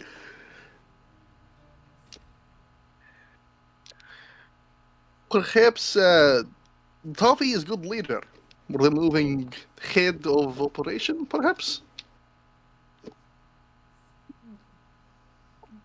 Yeah, Bedrinus is like kind of slowly coming to, like, from that immense electric shock. And she just kind of goes, yeah, you know, upon like hearing that, she goes, it's like, what if It's not Tuffy they want. What about the one he's in contact with? The one he says is in his head? Yeah. Enter. Yes. Well, that is a possibility.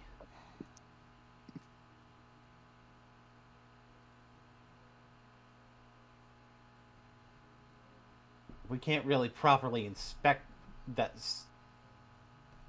planeswalker sigil too. We can't exactly know where he was taken to. Not unless you want to take that shock. If anybody who would be able to parse where they went would be able to take that shock, it'd probably be the big guy. Which one? There are two of us. Too big guy.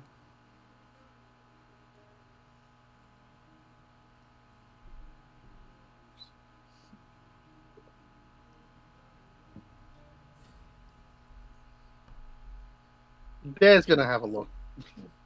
Yeah, go ahead, Bear. Have a look, and combat is over. You are no longer raging. I will need you to make a strength saving throw.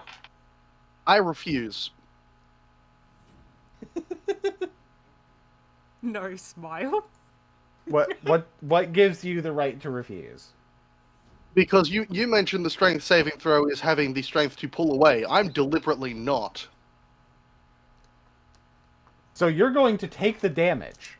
I'm taking the damage to figure out where this is leading. Okay. Bear knows two methods of doing things. Hunt them down and brute force. Okay. So because of this... So we're going to have to change the mechanics a little bit with you doing this. So... We'll start with you taking 12 lightning damage. Okay, that's fine. I mean, even if I was raging, it'd still be 12. But let's go. What's next? So now I need you to make an investigation check. An investigation check. Let's use...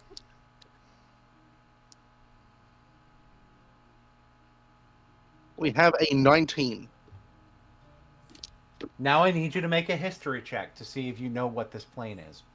A history check. We have another 19.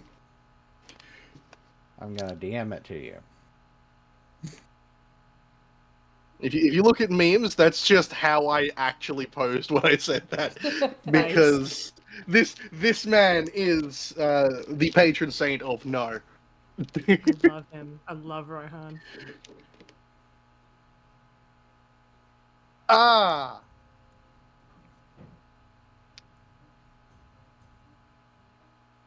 Bear, after investigating the mark and just actively refusing to let his muscles instinctively pull away.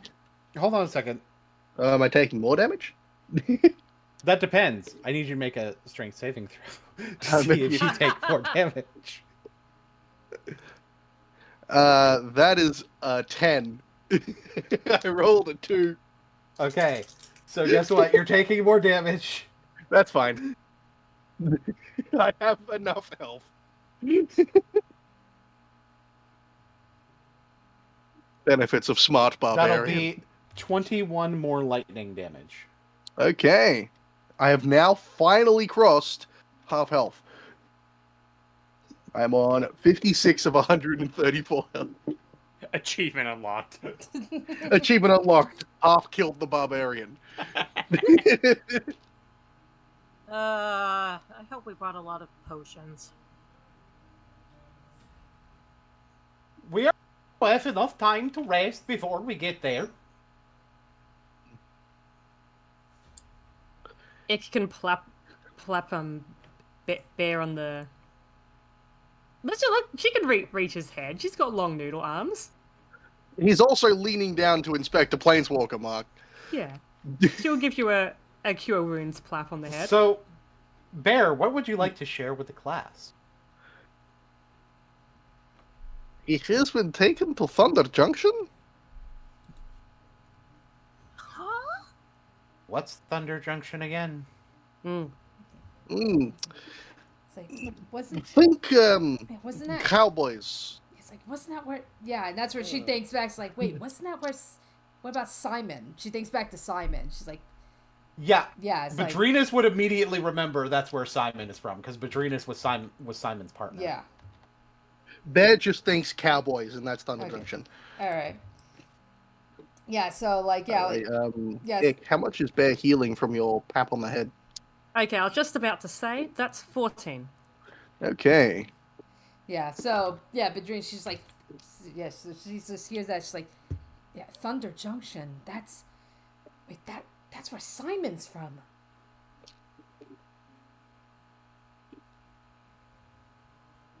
The other rabbit? Mm-hmm.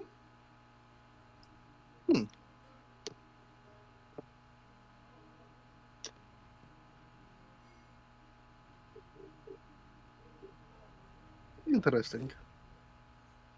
Yeah. Oh, my head. Oh, my head hurts. Oh. Why does your head hurt? I don't know. It's been hurting ever since we first encountered with Thalmor back at Caledon, or back at Callum. Kylam. Yeah, Kylum, yeah.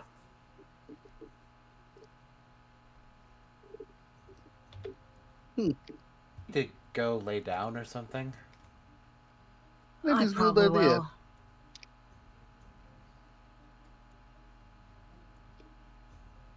You should rest. Yeah. I'm gonna go do that. I'm gonna go rest.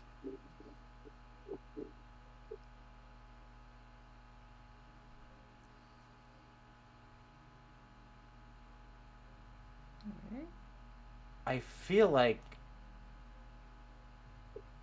something got mentioned about Thunder Junction from Tuffy's dream. Oh, Isn't he from Thunder Junction? Was that what his dream was? No. N- His dream is that he's from Bloomborough, and Bloomberg, Simon. but lived in Thunder Junction with Simon. No. Other way around. When the two got separated, Simon was taken to Thunder Junction, Ah, basically evacuating after Fervor killed Tuffy's parents. that's what it was. Yes. That's where Simon. Hey, Simon was his cousin. Simon was Right. taken there after Fervor killed Toffee's parents.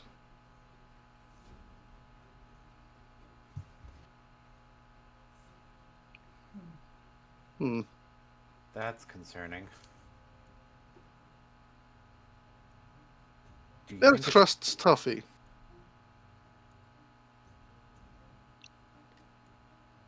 But do you think it's He will- possible that Fervor feels there's unfinished business? Oh, absolutely. He's very not happy at people meddling in his business, and even worse of all, someone who his life Dragon probably thought he ruined already.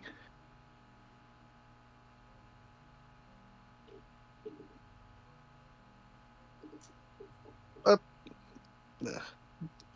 Toffee is stronger than people give him credit for. He will be fine. And with voice in his head, he has people to talk to.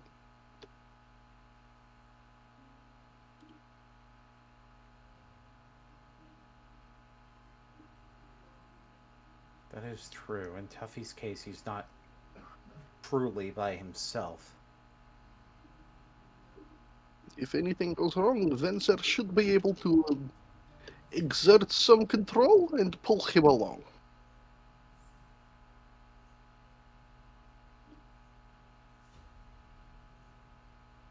I would like for people in the party to roll a history check. Yes. In relation to what Bear just said. Oh, that's a great roll. Oh boy. All right. 26. We see a healthy 18 for Bear. 5. 13 for Third. Gamataki. Third of 20. Ick, very happy So- with 5. Those who rolled high will remember that Tuffy was pulled onto another plane before. This isn't the first time it's happened. Yeah, that's right. Wait, he was dragged to another plane. It was, what did he say it was? Phyrexia? It was, I believe, accident at the time.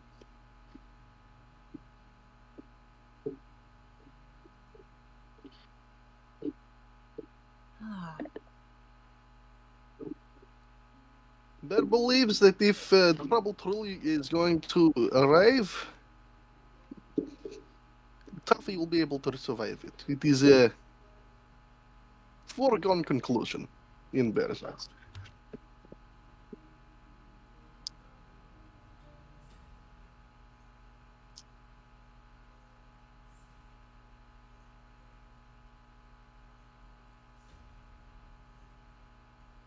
Either way, I think a lot of us should be taking from Eliza's lead and getting rest.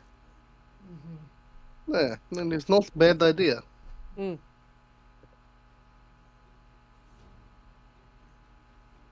it's like Gang will keep watch up here. Don't worry about it. I'm going to explicitly worry about it. Yeah, like how much time do we have to rest before we hit shore?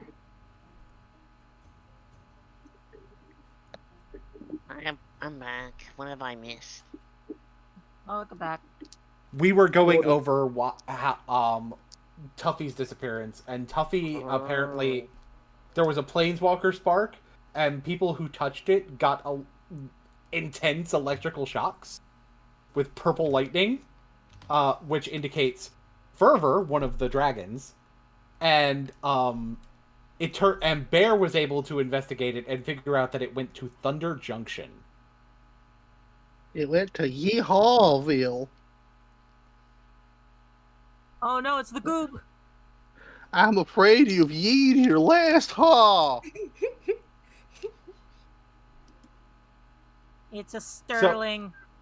Mm-hmm. He wants So to anyway- break into the desk. He's here for the yeehaw. He We should have about 6 to 8 hours before we arrive. 8 hours. Clock. Perfect for a long rest. Clonk, Eliza.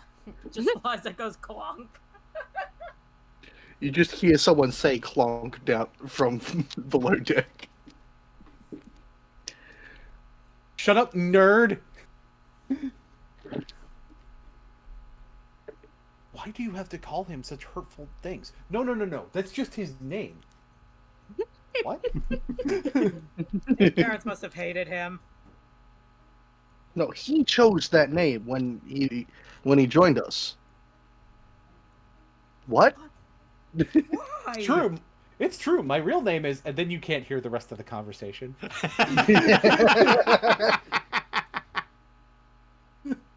No spooky dreams, no spooky dreams, no spooky dreams.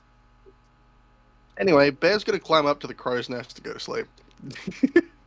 He is cat. I must sleep in high places. Unless you're my cat and you just want to lay on my side. You are warm, therefore you are bed. That's how cat works.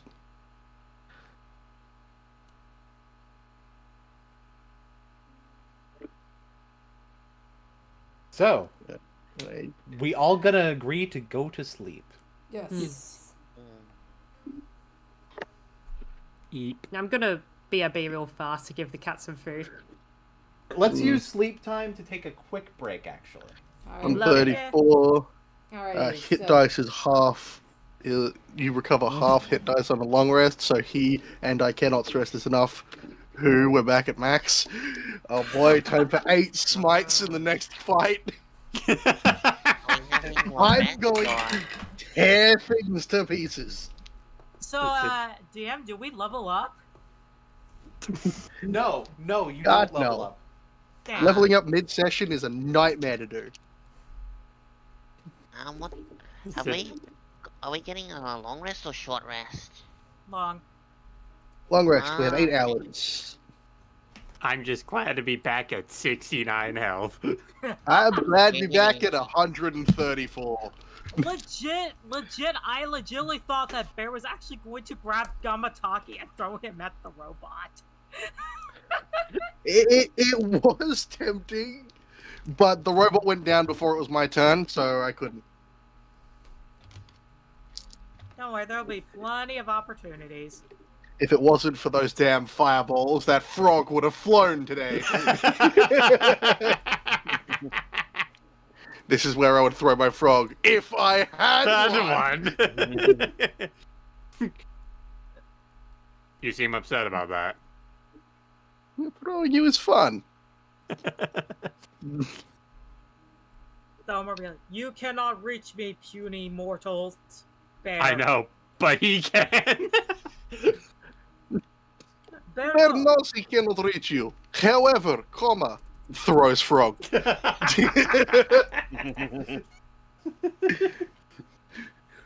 Like gentle underarm, and the frog flies at like Mach 10. No, so that's why they call him a poison dart frog. Hey, have you played Marvel Rivals? A little bit. Why? You know the Wolverine special? Yes, but oh god! It's called the fastball special, but if it's the thing, it's called the cosmic special. Hi, I play a lot of Marvel Rivals. I'm currently getting Black Panther Lord to win a bet. You know, I'm betting there was probably a time in Bear and Gama's history where they actually had to team up against a flying criminal. And that's when Bear's like, Bear have idea. What's your idea? No.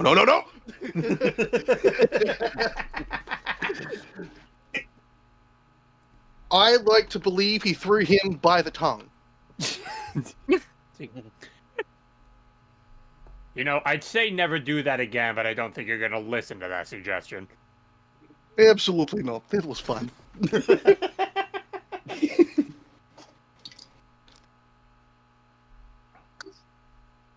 Aw, Sterling's playing with his toy. Yeah, I put the food in there.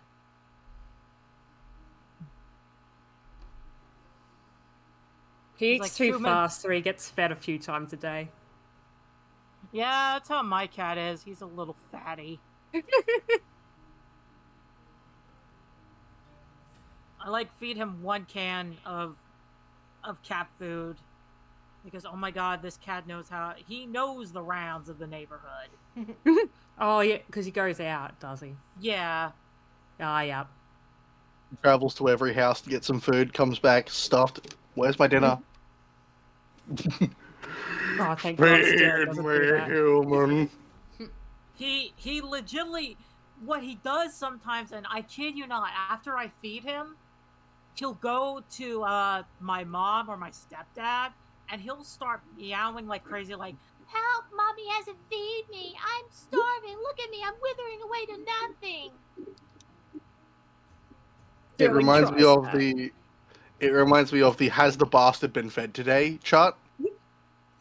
I have told him. I've seen I this. have, yeah, my parents know when he gets fed, so Mm.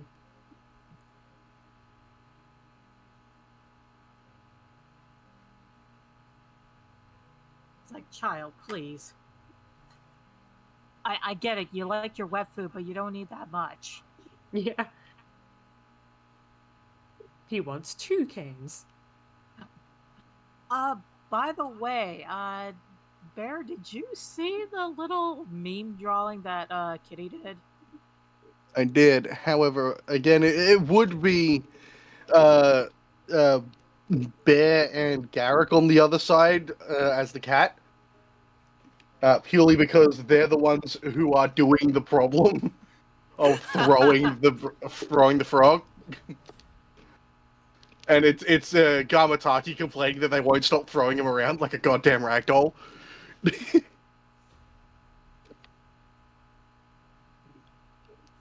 Oh yeah. Well, technically, we haven't seen him being thrown yet.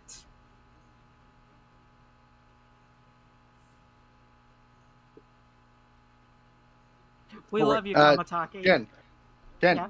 I have a question for you. Tomorrow around game time, are you available? When's the game time? 6. Like when the game would normally start. Like when we play, would you be available tomorrow? Because I want to go through on your sheet and help you finish it up. It depends on what my schedule looks like tomorrow. All right. Because I want to help you finish up your sheet. Because the next session will be focusing on mechanics. Because there will be some weird things for Pathfinder. Oh boy. It was first edition, right? Yeah. Yeah, and I find it a bit difficult to do a lot of things during the day, but I hope you enjoy it. The brain function, thank you. I need words. Oh. Oh, hey, the map changed. The sessions will be taking place whenever either Danny or Boone decide they need a break for a day. Oh, okay. So hey, you may be able to appear in some of them if you choose you want to join in for a PF1A game. Yeah, I may as well make a character then. Okay, it's in the Strixhaven Discord server under the one shots. I will ping you in there so you can join and see things. There are digital sheets pinned in this thing there. Running water, I'll be back. Alright. Sorry for hijacking this little bit of a break time. I like Pathfinder. No, that's fine. I love I'm the even- second edition. I'm I'm even playing more Pathfinder First Edition after this game today. Oh god. Just I'm going from an online streamed game to an in-person game.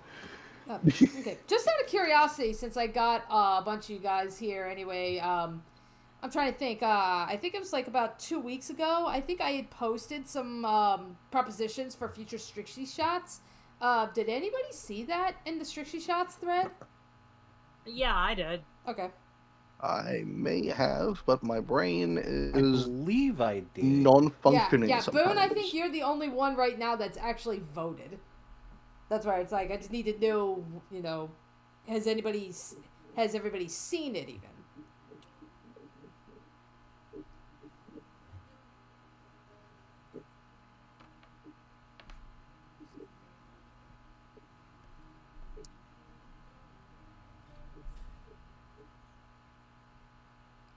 Where is it actually? Because I don't see it in the. Yeah, there should be. Hang on. Yeah, there's a thread that's just simply called Strixie shots. Okay, I see it there. I'm a derp. No, you're not. Ah, that's why I didn't see it.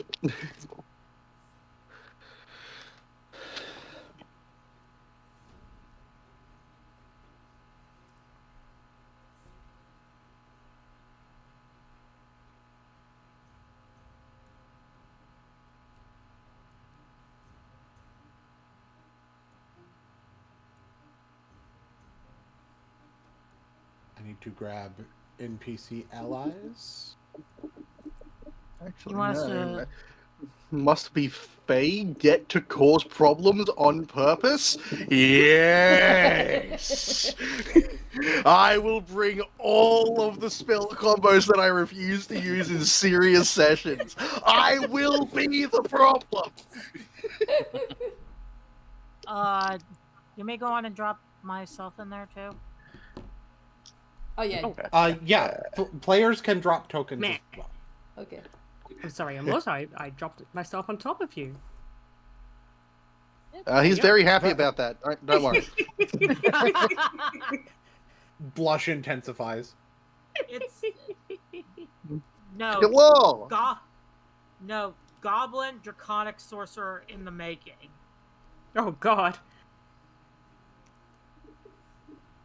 Imagine also throwing paladin in there as well. That'd go hard.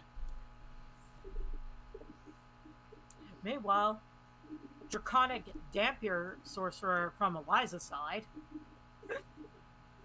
You should do a Dampier Twilight Cleric. Flutters, I swear to God.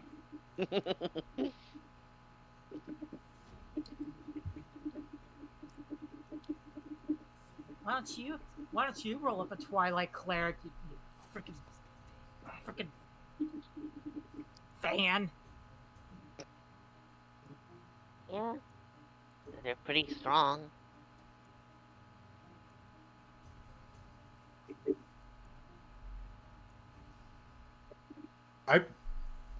I play in another game a Twilight Cleric and Way of Mercy Monk multi-class. Nice. Ooh. Mm-hmm. I am the kind of person who often doesn't multi-class, but when I do, it's for the bit. Mm-hmm. Like Luke, I'm going into fighter because the bit is I have more people under my control than there are people in this fight. That's the bit. Nice. You get one turnaround, that's sad. Okay, let's make 4. The question is, which fighter are you going as? I am doing Echo Knight, so I've got more things to control. Oh Nice. shit. Hey, that's a nice, how long's your turn? It'd be a shame if mine takes about 10 minutes, because I've got so much shit to do. That's just how it's going to be, is I'll have so much shit to do, like, combat for me, I have to plan, like, 4 turns in advance.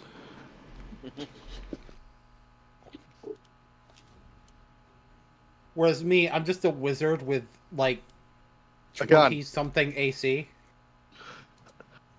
Hey, fun thing for Pathfinder, you can play as a wizard who literally shoots their spells out of a gun. You could do that in second edition I'm- too. Well, sort of. No, I'm aware of that.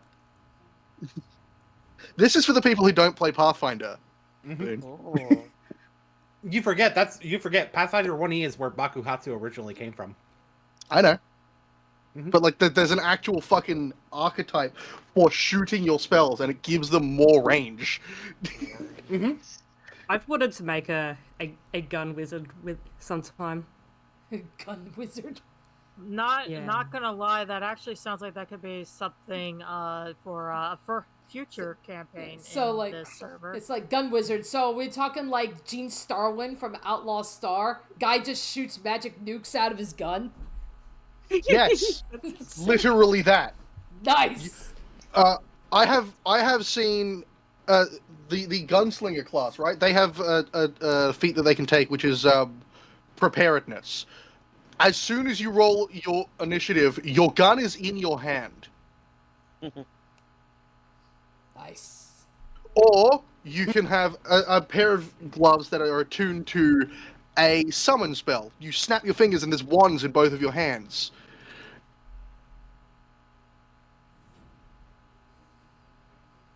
There is so much cool shit you can do in Pathfinder that's just untenable in 5e, and I want you to experience it. And a lot of... I mean, I haven't played first edition yet, but there's a lot in first edition you can't do in second edition yet, too.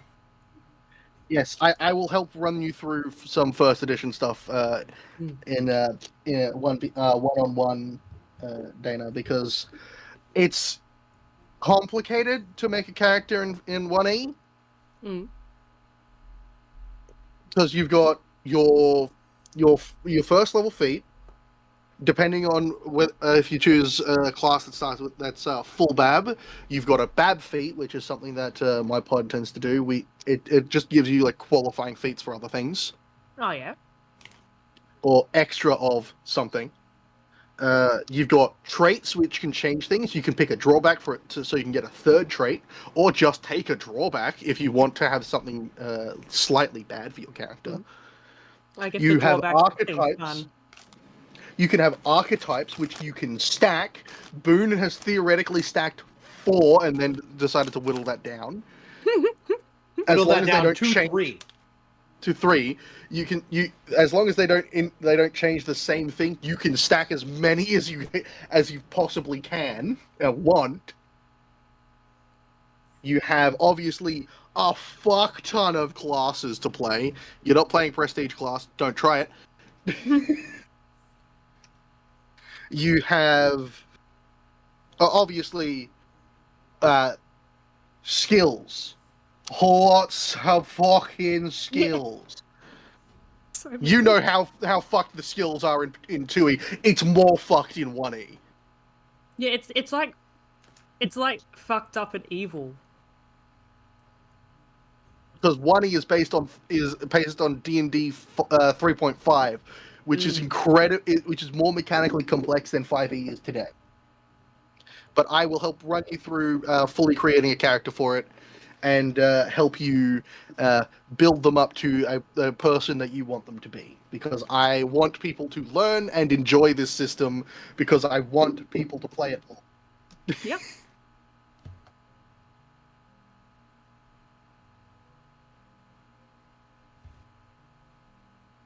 It will be sort of a mini-series running whenever is available. But if you're playing, I'll try who slotted it into the weekends so you can join. Yep. Mm-hmm.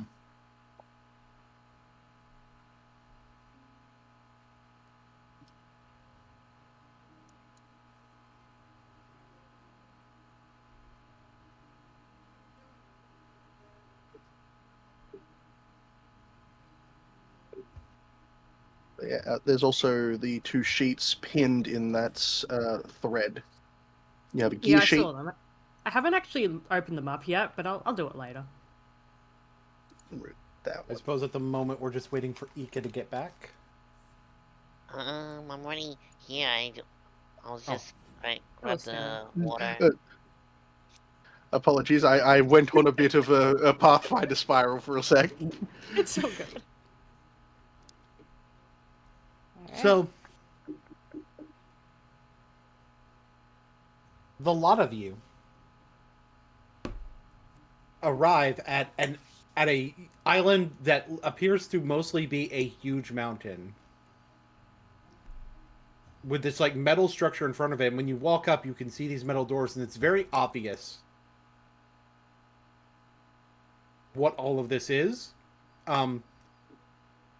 Ika, if you could place your token in, please. Yep.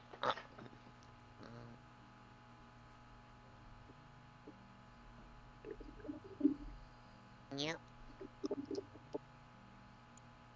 Ika, you recognize this location from your dream as well. Oh, I'm getting deja vu. I've seen this exact place in my dream. Is there anything specific about this place that you can recall that we like any kind of insight as to what we're walking into? From what I seen in the dream, there was like there was also a trap inside the doors. Trap in the doors. Like there's a wiring that I remember it cut into my leg, and there was like this metal dragon that showed up in my dream as well that Garrick I tried to fight. I should correct you. You don't know that there was wiring that cut into you. You don't. You did. You did not see what cut into you. You just know that it dealt piercing damage. Yeah, I felt something cut into my leg. Hey, there might be. You just have to be careful when you get inside.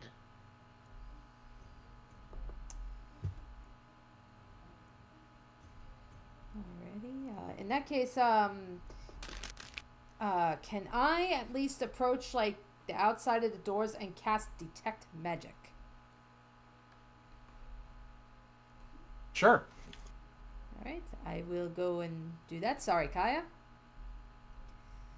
Now I am going to pull up. I am going to have to pull up detect magic for myself because I have to look up something specific about it. Okay. I don't want to tell you guys what it is because that would defeat the purpose.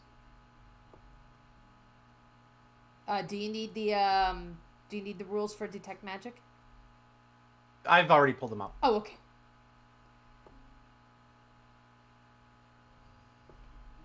One foot of stone, 1 inch of common metal, a thin sheet of lead, or 3 feet of wood. Yeah, Okay. yeah. That's where it's like, is it possible to detect magic, like with the makeup of the door, through the makeup of the door? Unfortunately, no. Okay. All right, well then I'll go back.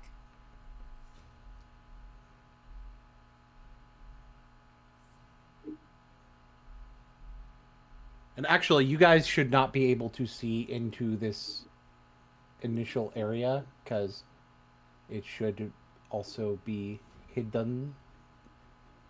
I'm just gonna hide it because the doors are closed. But you know what it looks like, so. Would I be able to cast the locate creature spell to see if that metal, how far is the metal dragon in?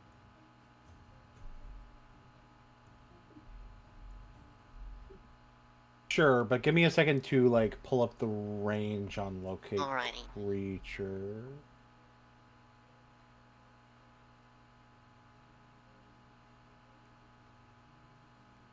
Actually, you haven't met the. Actually, I'm not sure if you seeing the metal dragon in a dream would work on locate creature, so I'm gonna see about that as well. Ah, okay. It's because it has to be familiar to you, and I don't think that counts as familiar to you. Okay.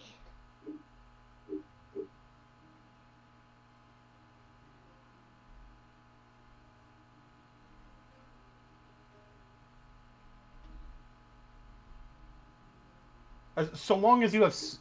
The spell can locate a specific creature known to you, or the nearest creature of specific kind. So long as you have seen such a creature up close, within 30 feet at least once. I think that counts.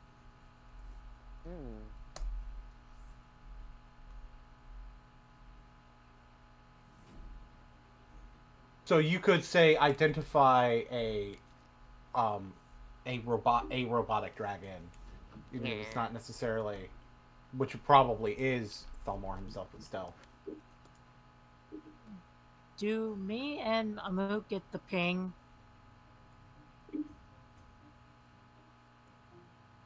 You guys don't get the ping yet.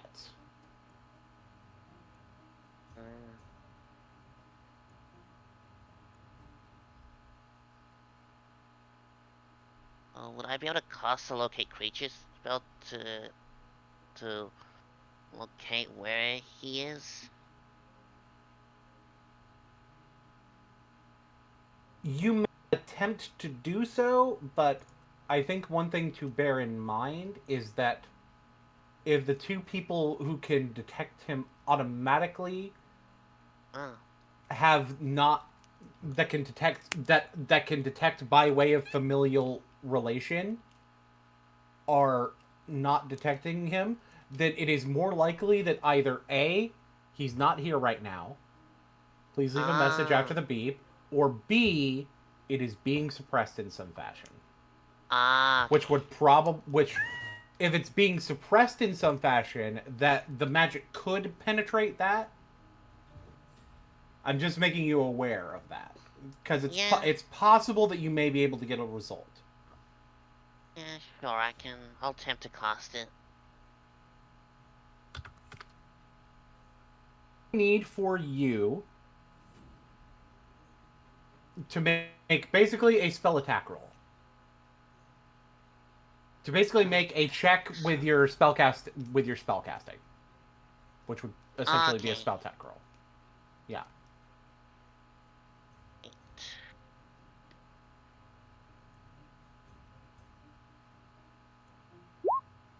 The 22.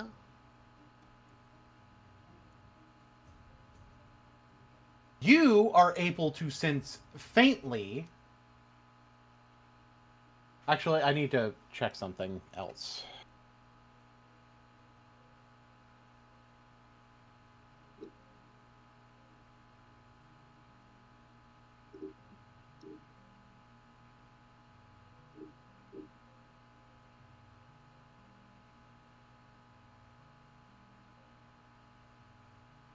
Okay, yeah.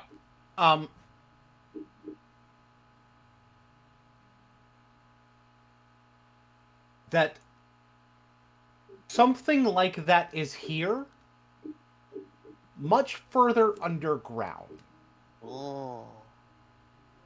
Think I could feel his presence very like deep underground in this building.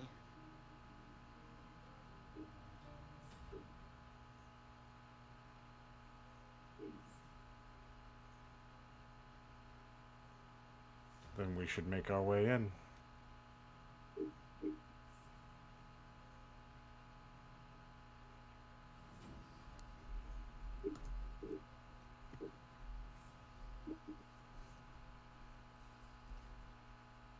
Yeah. You just have to be careful.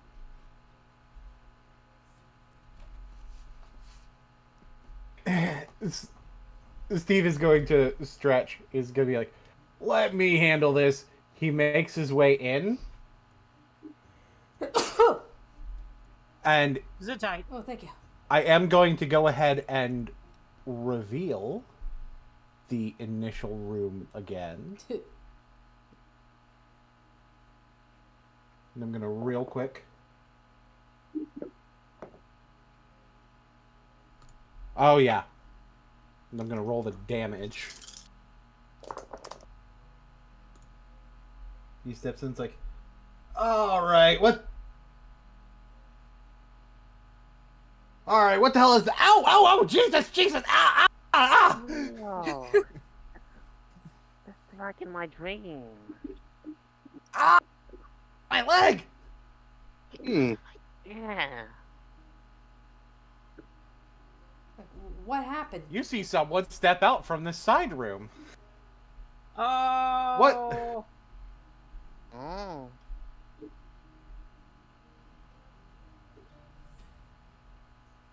And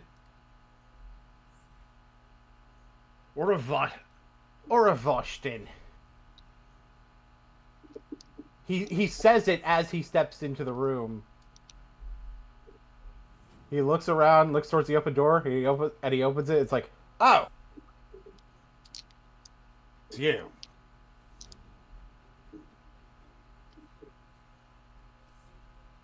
Hello. Oh, hey.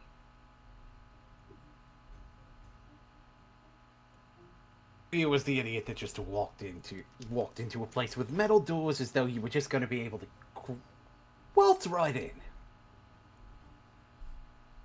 The rest of the bully boys point towards Steve.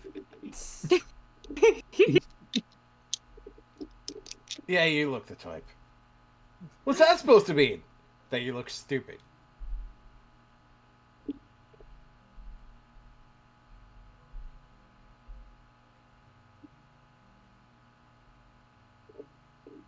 You need the password when you step into the room. It's Oravoshtin.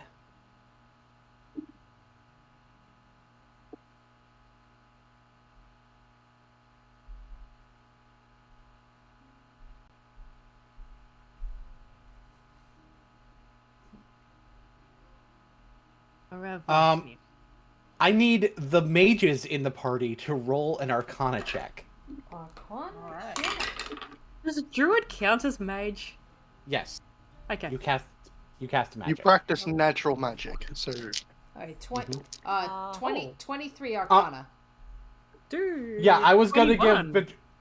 give Madrinas advantage, but Madrinas clearly does not need it.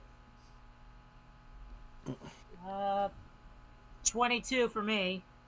Dude, we're the 20 gang. So, Ika, that means you too. Yeah. Alright. Arcana. And now I just lost one of my dice. Oh no. Oh no.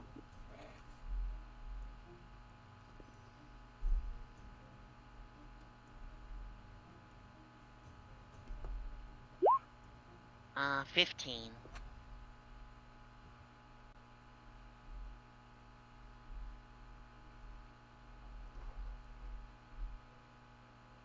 You're realizing that it has to be a very specific spell that does that, but you can't quite put your finger on what that spell is. For the others that rolled above a 20, so there's a spell called Faithful Hound. Oh. In the book, it's called Mordenkainen's Faithful Hound, by the way. Doggo. And basically, it's an invisible guard dog, and you have to say the password or else you get bit for 48 piercing damage. Oof. At the start of each of your turns. And the duration is 8 hours.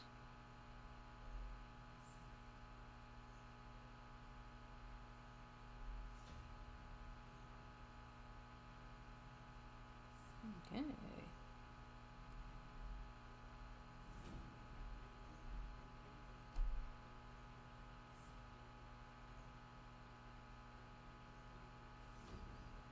My apologies for not telling you sooner. I didn't know what the password was going to be before I came back. He changes them around for security reasons. And he looks over at Gamataki and he says, "Told you I'd already be here." Kamataki just nods and then he makes his way over to the door.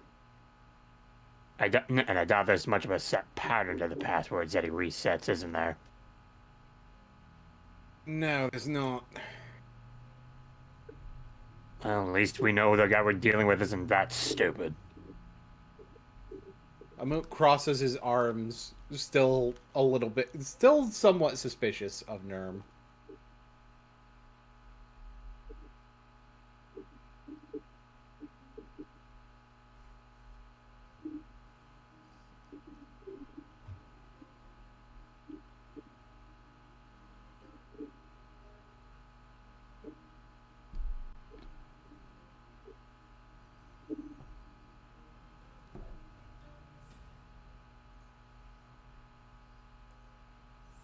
I can only do... Look, realistically, if I don't want my cover to get blown, I can only do so much in terms of getting you in. Giving you the password is part of it. Realistically, it could just be a matter of... Well, could be anyone now, couldn't it? Or for that matter, it could be a matter of one of you having the proper dispel magic.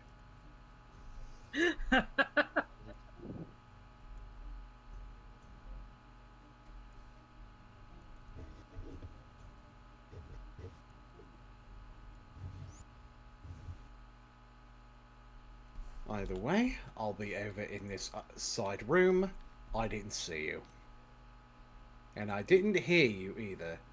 Not even when one of you idiots yelled. Gay. Likewise. Yeet. Here you go. Alright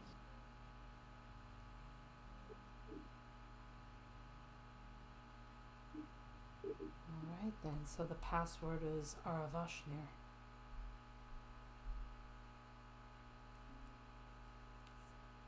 Gorok has been here enough. Gorok knows that is not a very meaningful word. Means basically nothing.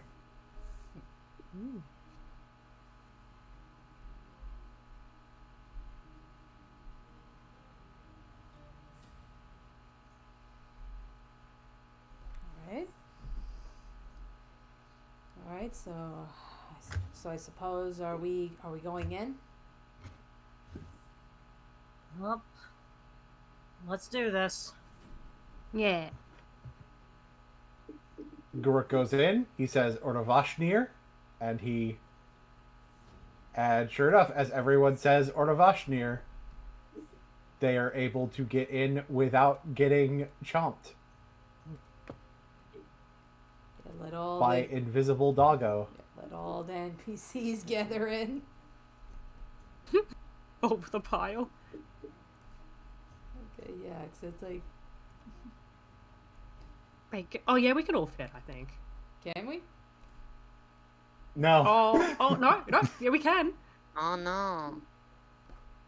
We can just fit. Well, they's probably on top of me. Right. There, Yeah. there's And small creatures can share a space with a medium creature.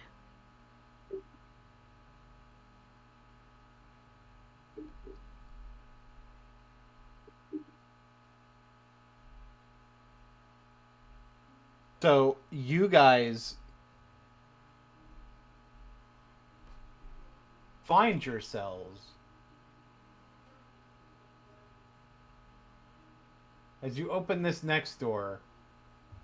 It's this lobby area. There is some equipment here. What the hell is this thing? If you don't know what it is, I'd advise not touching it. Ick was just about to touch it. You don't know if there's any more like dog biting in. Oh, are those buttons? Don't No, don't touch it. don't push the buttons. Bear, Oh, buttons! The red wheel. Bear, can you do a favor and babysit the mushroom? Ick, we really shouldn't. I know, but Red.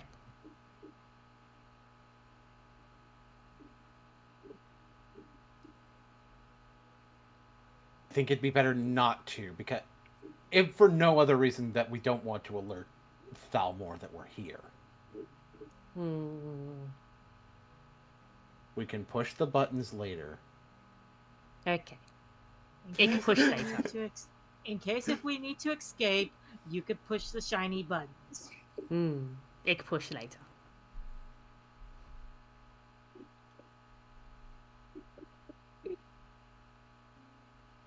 Let's hope we don't run into someone called later.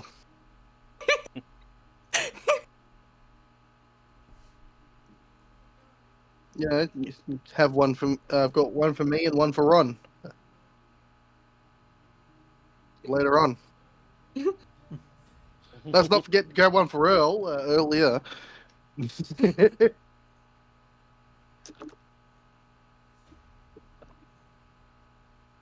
So anyway, So I guess Padrinas will probably just kind of like walk around the room, like probably like inspecting, looking for anything that pops out. roll an investigation check. Investigation.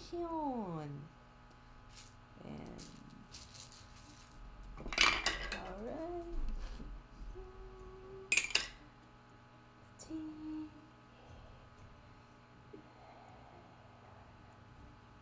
23. Okay. There is a control panel over by where Dorian is. Ooh.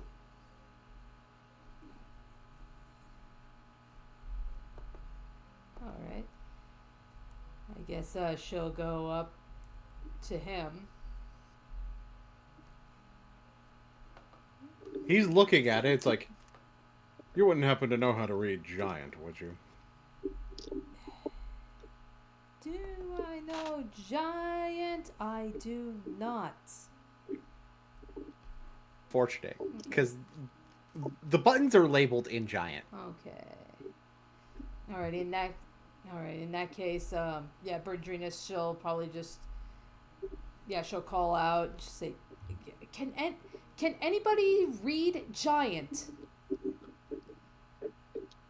Yo.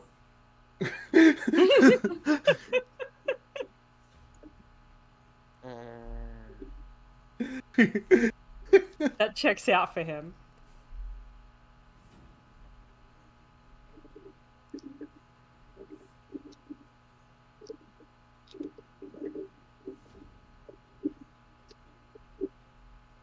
Totally can.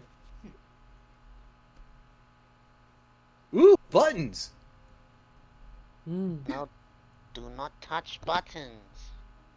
Some of these buttons must be touched, unfortunately for you.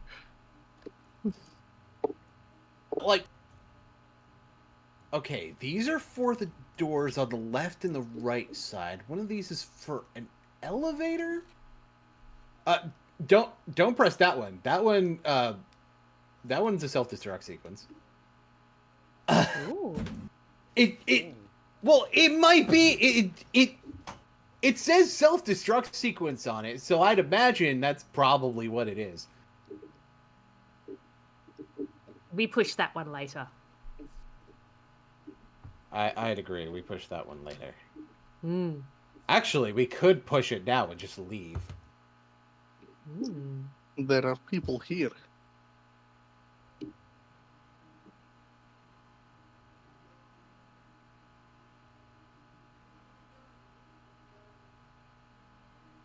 You're right. I almost forgot about the one that you saw. My apologies.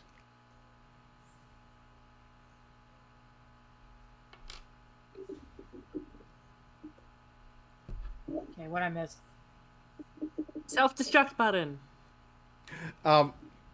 Steve knows how to read Giant and was able to read the buttons. There's ones to open doors, there's ones for elevators, there's one labeled self-destruct button.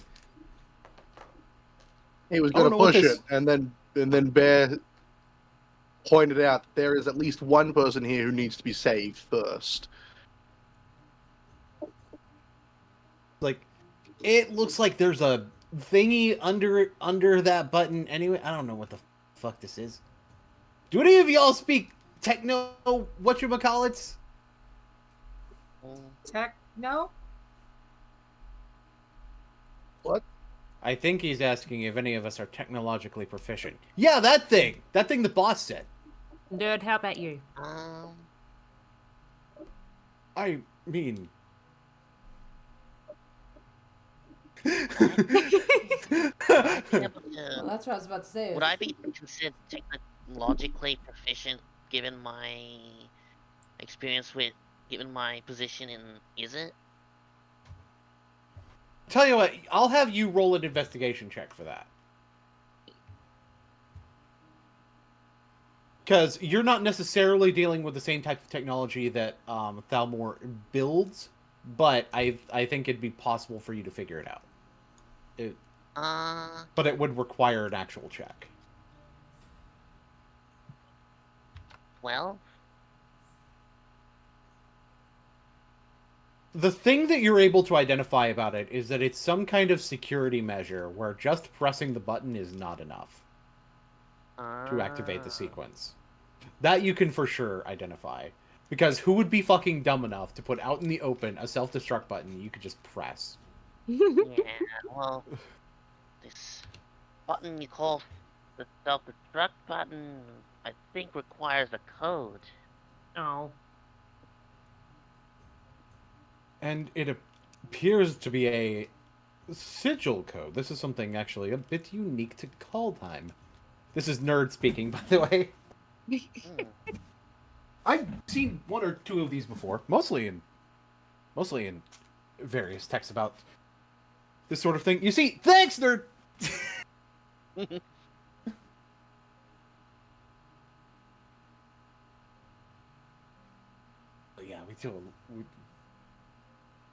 we totally wouldn't just be able to press the thing anyway, I guess.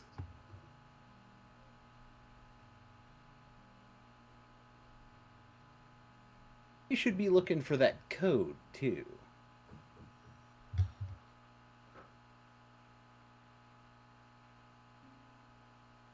Can I get in this room right?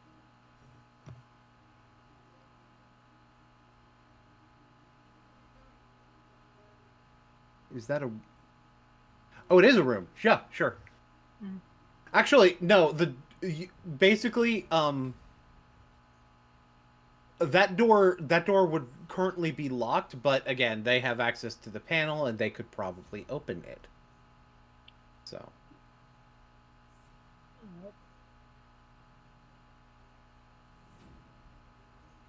This room right here? He points towards the room. Yeah. Okay, let me see. Badrinas, I would like for you to roll a d4. D4. That's a 1. Because Steve doesn't necessarily know which button is which, but he can identify that they're leading towards certain things. Okay. And he can say, and because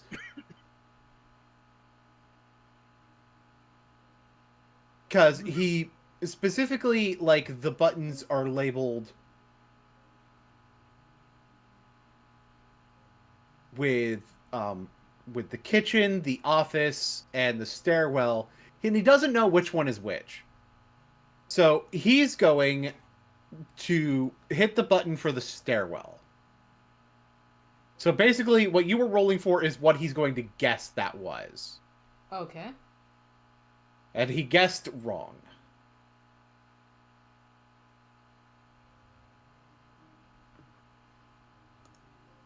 He opened the door over on this side instead.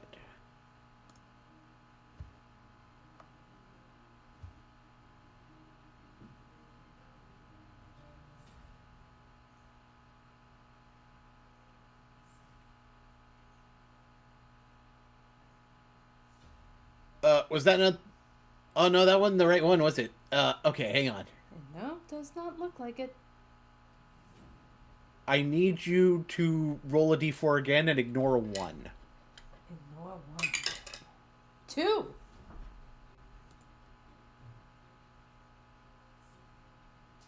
This time he's going to get it right, and Eliza, you are able to enter the office. All right. So I figured this would be the room with, like, all the little doodads and codes. Theory, yes. You can see paperwork on the... You could, through the window at the front, see paperwork on the desk. Right. Go ahead and roll me an investigation check with disadvantage because you don't know how to read giant. Right.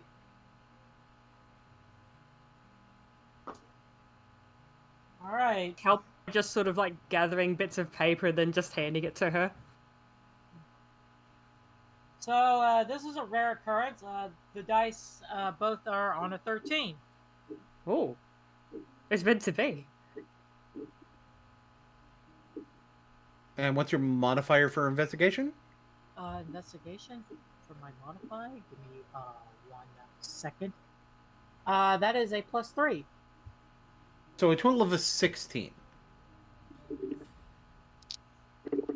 You are able to find one 4-sigil sequence that stands out. You are not sure, but however, you would have to hand it to someone who speaks giant to really be able to know what it is. All right. I guess I'll get the paper and then hand it to our little buddy who speaks giant. Let me see this. Okay.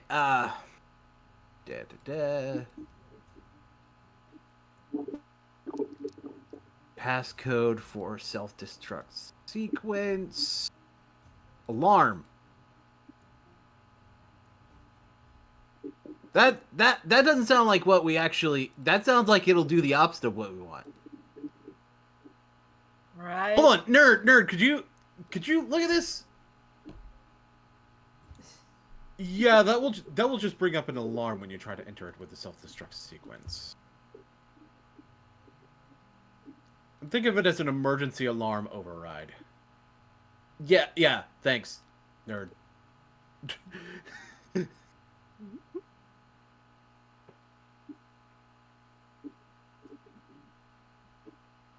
right, I will pass that info on to the members of the party.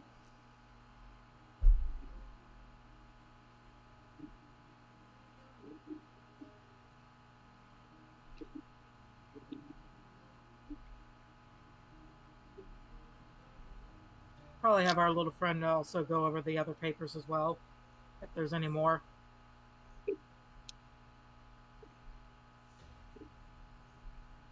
This is going over my head. This is like documentation on some kind of weird experiments with like growing crystals in people. That one.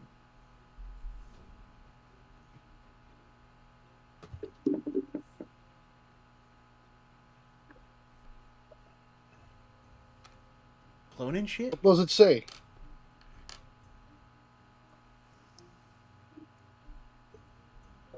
A lot of stuff. Day 200, signs of growth. Ace. It's a lot of techno mumbo jumbo. It's like a journal entry on progress of it. It appears that they were able to achieve success around day 457 with a subject WX3. Oh, near. Is there any indication of where it is?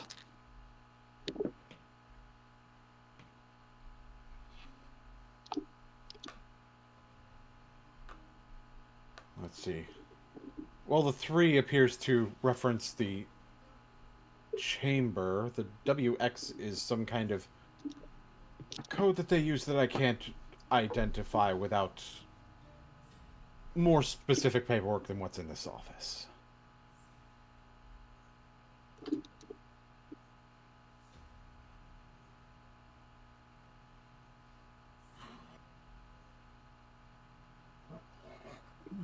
There is also information about testing procedures for automation units,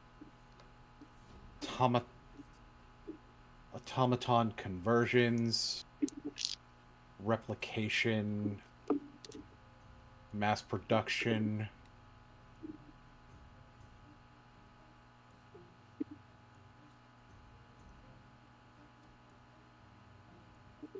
All under the name Project Valkyrie.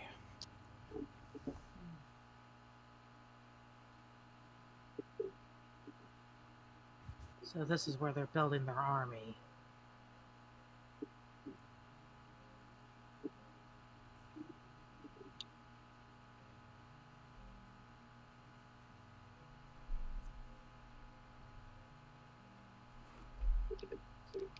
Ah, wait.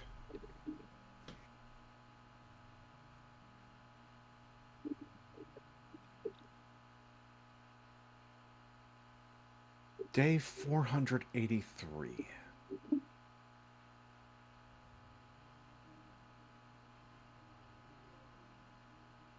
Now that we have the means of mass production of false stars,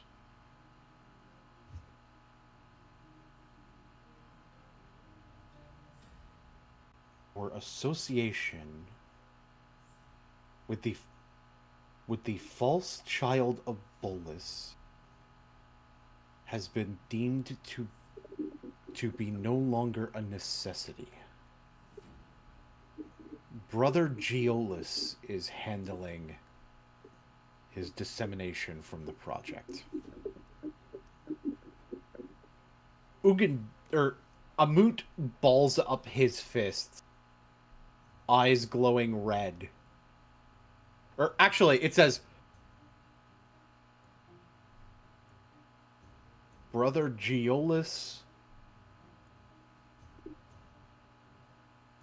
and Brother Malik. It says Brother Geolis and Brother Malik. Amut balls up his fist and his eyes glow that golden color again, gritting his teeth when he hears the mention of disseminating termination from the project.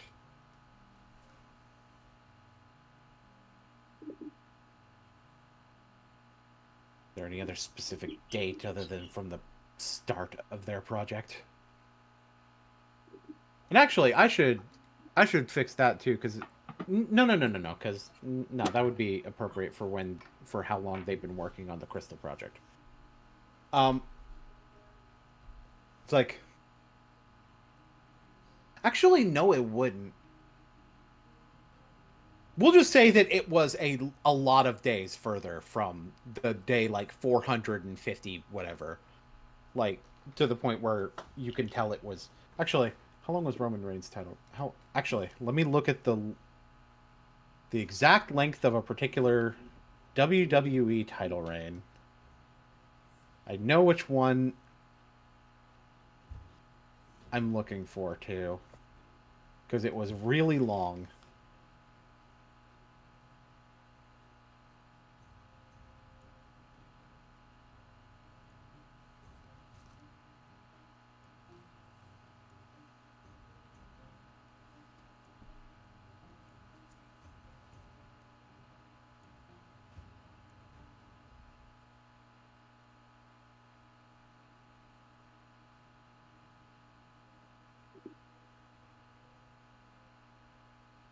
And I need to make sure I'm doing the math right that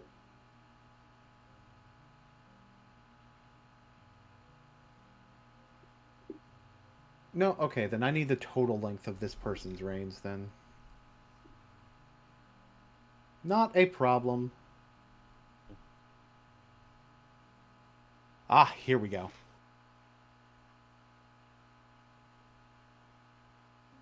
Day 4,182.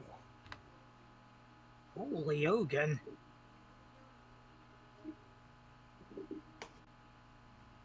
And again, overhearing this,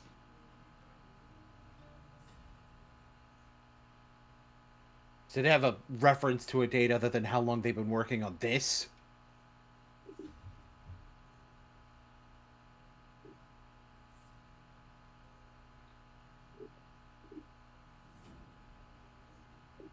The date he gives, Badrinus,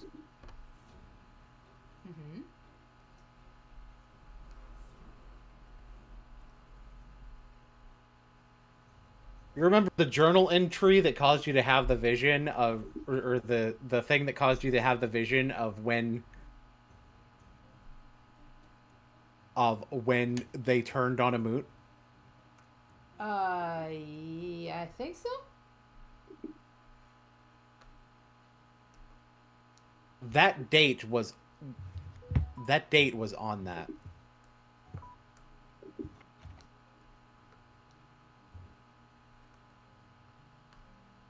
Okay.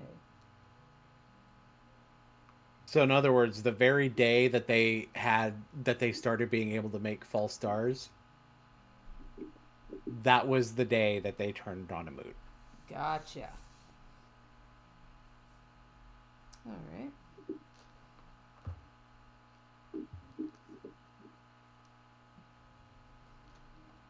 Alrighty. So then, yeah. So. And you also know what the references to Brother Geolis and Brother Malik mean, because you know who the other person other than Geolis that carried out that betrayal was. Yeah.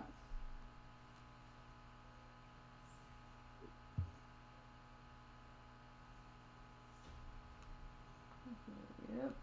All right.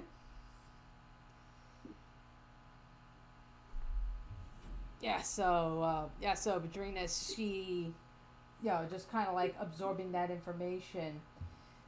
She just thinks about all this, and she's like, I think I can put together some kind of a timeline. I know the timeline way too well. Mm-hmm.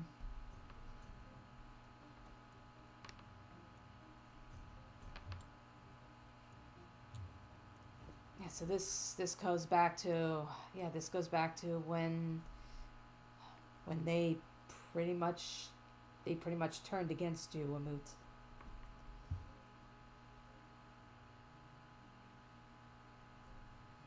The number of days it was. 4,182.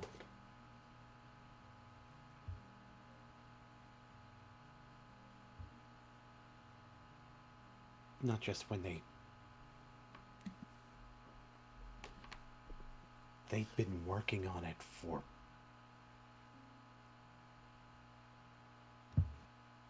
over 11 years. And who knows what they were already working on in terms of using me before then. Bear! Something hits your brain when he says over 11 years. Isn't that how long the Wolf Dad's been gone? Yeah.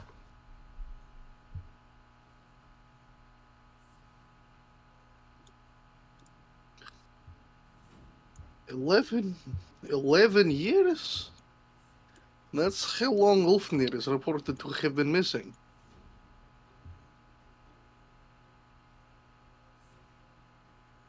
Have they only been experimenting on him?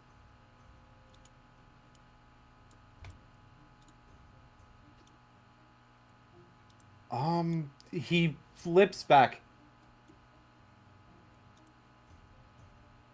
He wasn't the only one. But he is now.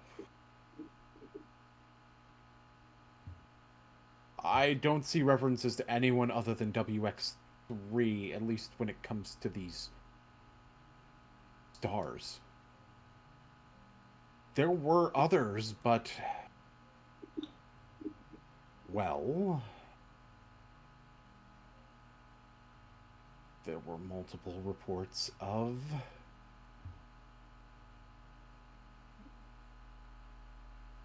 it uses termination of experimental process.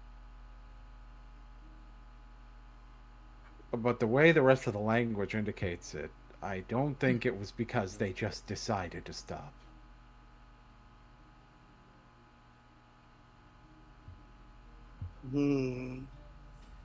It indicates that the subjects didn't survive it.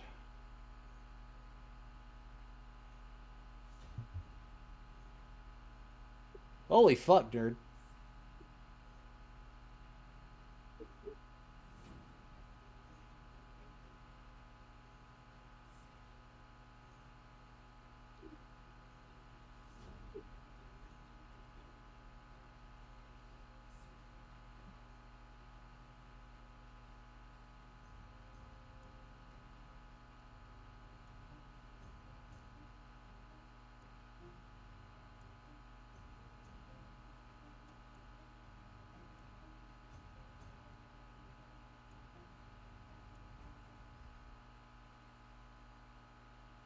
The dead silence is deafening, isn't it? Yeah, it is. Sorry, I was distracted by the motorbike going past. Mm-hmm. Like, I want to ask something, but I don't think it's that relevant. Is there anything that indicates about Ugin in these documents?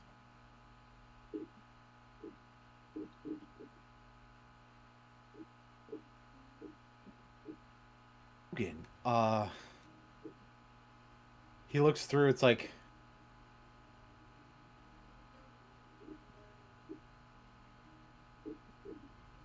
it's like... Ugin.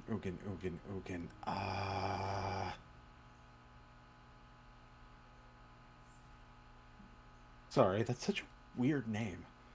I know, it is weird.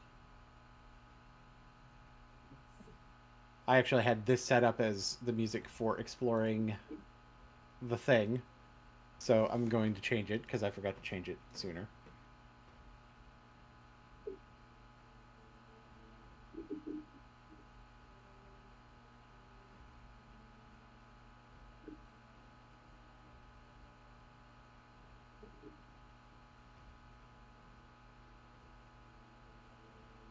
There is one thing I see.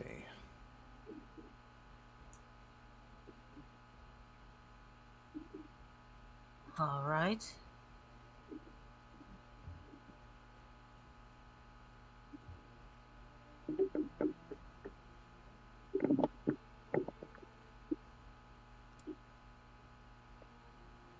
searching for children of Ugin.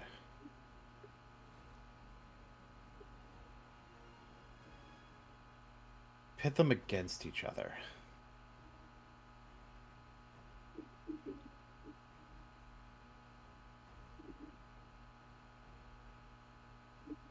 Oh boy. Looking at him as soon as he says that. Amut just starts heading towards the stairwell.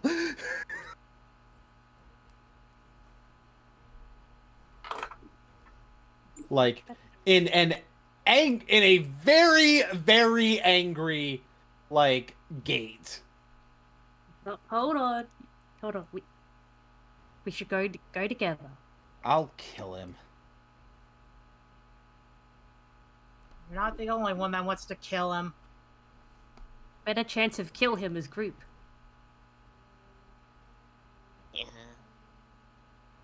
He kind of puts his hand at the place where he was wounded before. Right. Unlike last time, there's no reason for me to rush into this to protect other people. It doesn't make sense.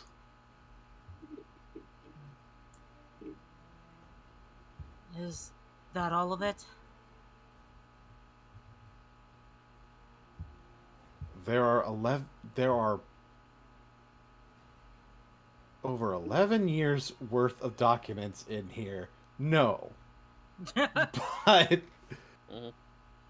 More so on Ugin. Or anything related to Ugin.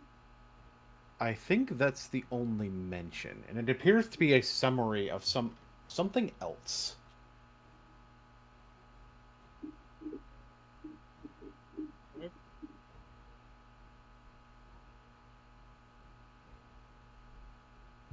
Here it is. Geolis.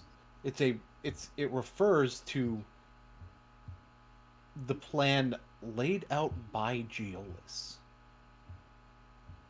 That gets her curiosity. There isn't specific documentation on the plan, but it says in summarization of Geolis's plan found in a reference citation that I have no idea how to read. I thought you were a nerd! I am, but that doesn't mean I know... Look, I know citations that people actually use, not that are used internally by an evil organization.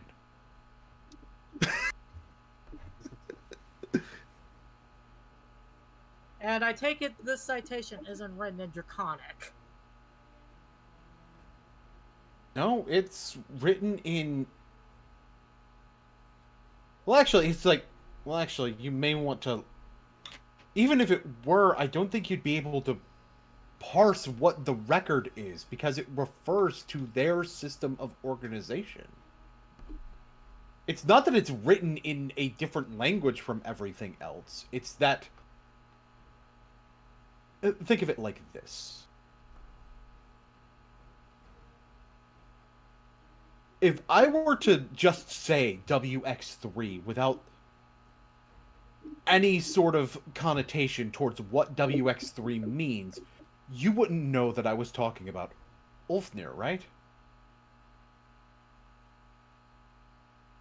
No, I wouldn't. This makes the citation, but doesn't explain the key to that citation. It's like if it just said WX3 and we didn't have ways to figure out it was Wolfnir.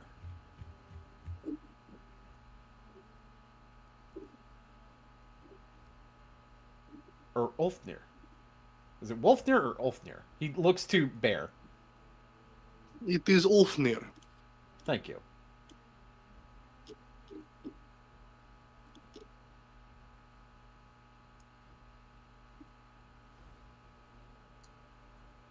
Well.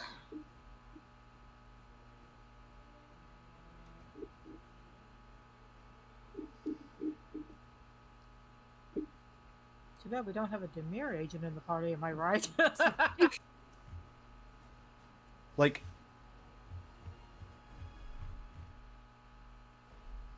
Like, P926 third TK 7-X doesn't mean anything. It's just letters. Exactly. What if you flip it upside down? I'm going to put that in the chat. Oh, okay.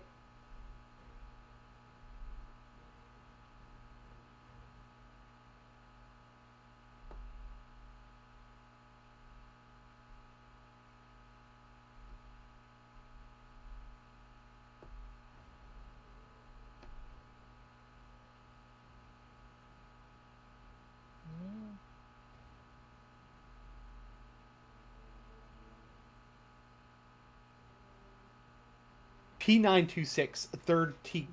Oh wait, sorry. There shouldn't be a dash with the 926. It doesn't really matter, but you know. Okay. Well, either way, we've got the citation code, so it's better than nothing. Mm-hmm. Right. We got all these papers that we'll probably take back and analyze them later. Add the papers to your inventory. Alrighty.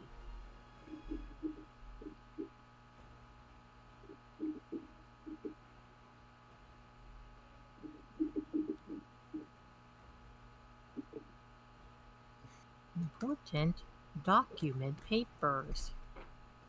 Important document papers. This will be a surprise tool that'll help for later.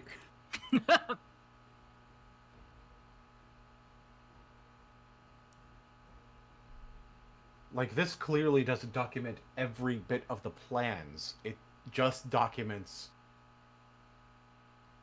what was going on in this facility. I think if I had to guess, Project Valkyrie was only part of what this entire plan was. And it wasn't even initially part of it.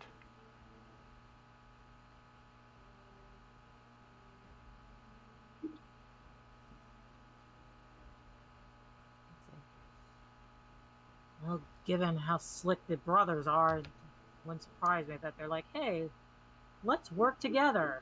And I'm totally not going to backstab you later. There's also no guarantee nothing's been changed since these plans are written. It's like that's why we need to scour every inch of this place. Do you want me to go press the other button then? Yeah. Okay. He goes Okay. So you need me to to roll? press the button. Need me to try to roll for a 3? No, because there's really only one button. Okay. Left. There's technically 2, but he can figure out that this button leads to this place, which is the kitchen. Kitchen. Ooh. Kitchen!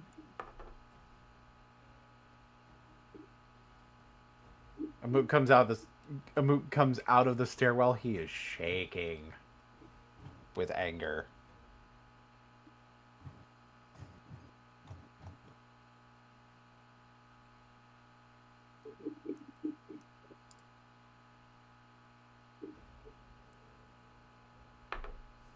Alright. You could pat him on the head. Pat, pat. That does help calm him down.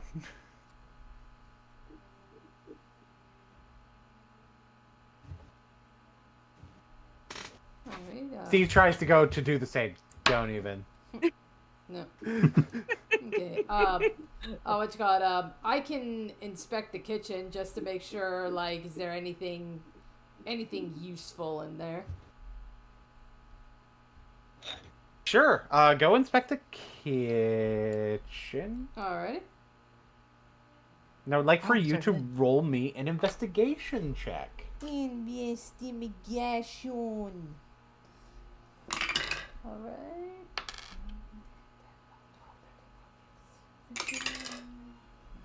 Dirty 20. You find several potions, actually. Ooh. you find about 12 potions of healing. Oh shit. Oh, hell yeah. You also find 5 more potions. These potions are very, very mysterious. And I would need you to roll an Arcana check. Or if you have Identify, to figure out what they are. Oh, actually, I do have the Identify spell. I do have it. Do you want to cast it with a spell slot or as a ritual? Remind me what's the difference? Casting it as a ritual does not use a spell slot, but it takes an extra 10 minutes to cast. Alright. She'll... Alright, so, yeah, Badrina, she'll call out, she'll just say, you know, okay, I found a bunch of potions. 12 of them are healing potions. Feel free to divide that amongst yourselves. We got 5 potions. I can try and identify them, but I'm gonna need time. I will take.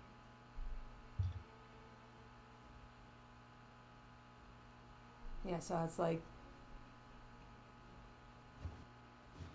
Yeah, so it's like, yeah, so basically, like, yeah, like, you know, do we have 10 minutes to spare for the ritual or no? That's up to you guys. Yeah.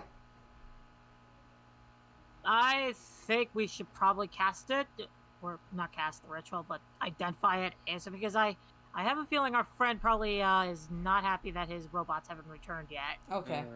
Alrighty then, spell slot it is. Alright. Alright, so identify the potions.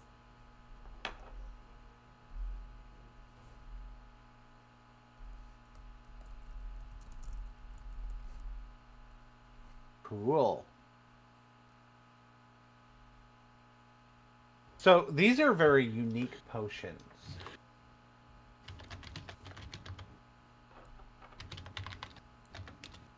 I am realizing that I did not have written down. I'm realizing, by the way, something. What these potions actually did was on my old computer. Oof.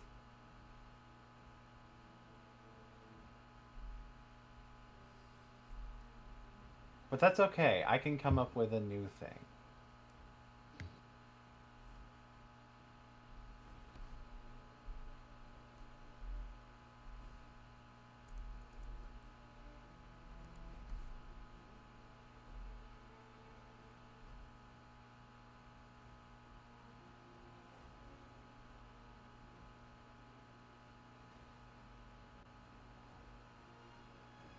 These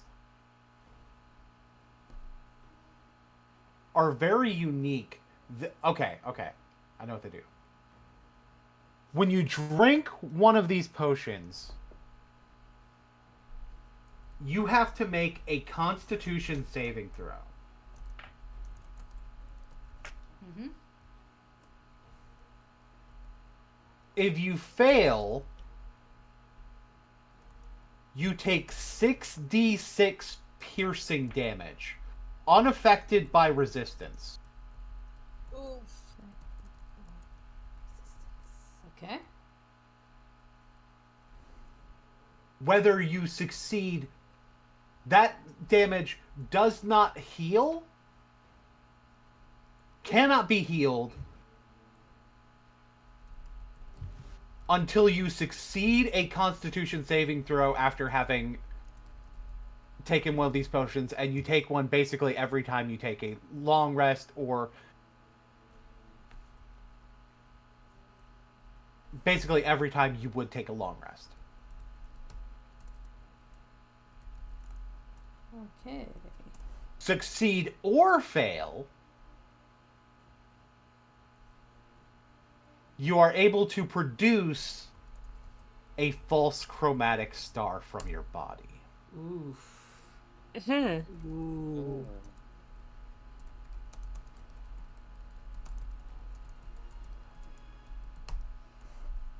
The potions in reality last for 30 days.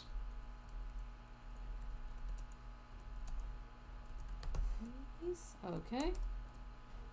Where basically when you initially do it, and then every time you take a long rest, you produce a star, but then you have to take a save for unpreventable damage.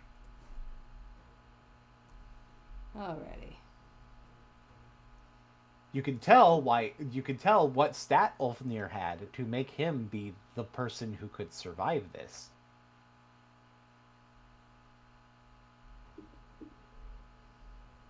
Alrighty.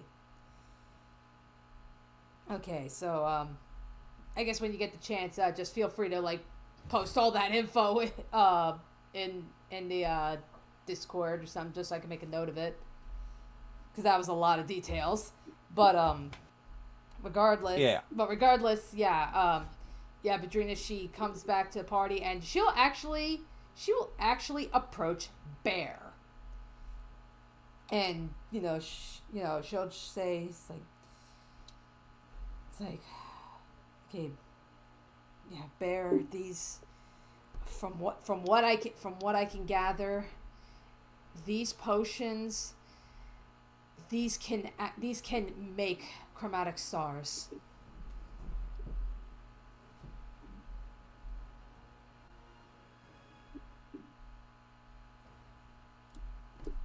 What do you mean?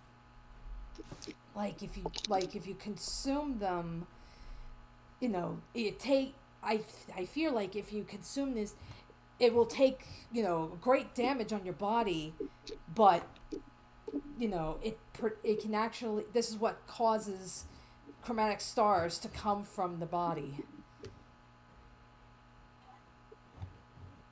But if they're Well, this must be what they're using on Ulfnir to generate false stars.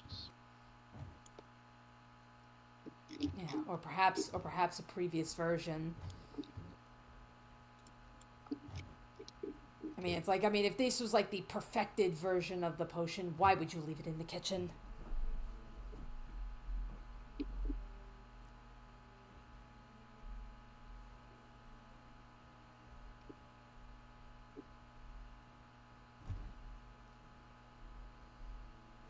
How many of those potions you found? 5. Yeah, 5 of Yeah. 5 of these, and 12 potions of healing. Those are normal. Those are fine. Okay, good. I do have a bag of holding bids if you want to put those potions in there so that we could keep them safe. Sure thing. And she'll Give one to Bear.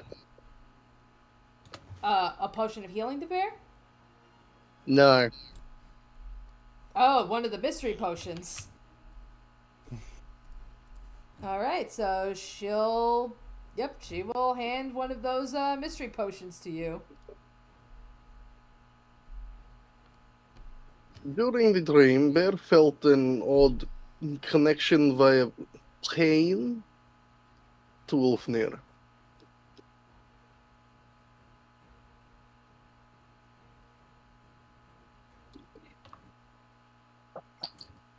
Just a second.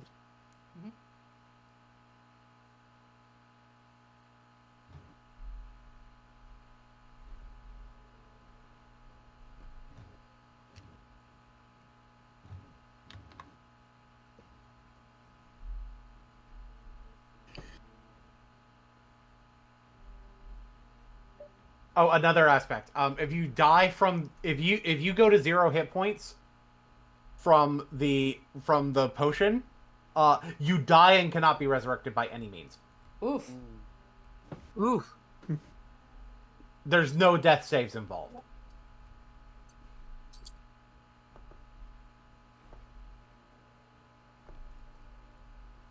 Note, it is unaffected by resistances.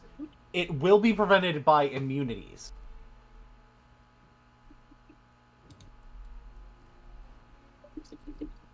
Alright, so Bear is going to test a theory.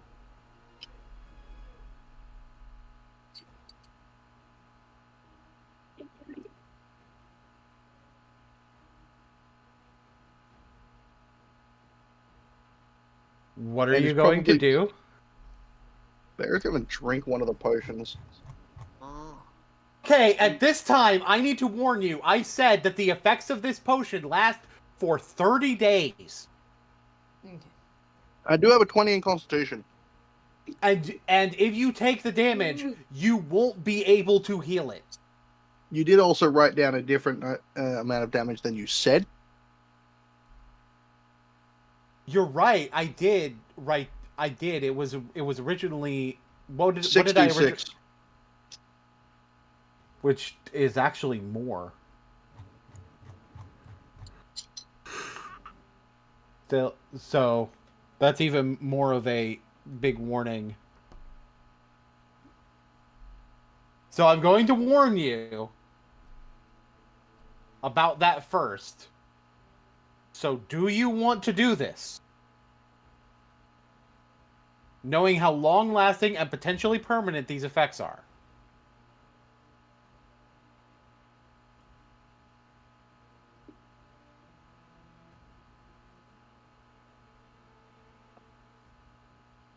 It is a...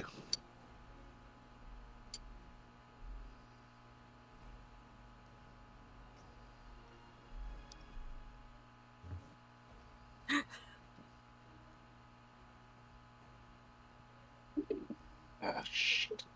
Bear is thinking that it's a way that he may be able to more easily find where Ulfnir is being held due to the pain connection that they had while the star was being produced in the dream.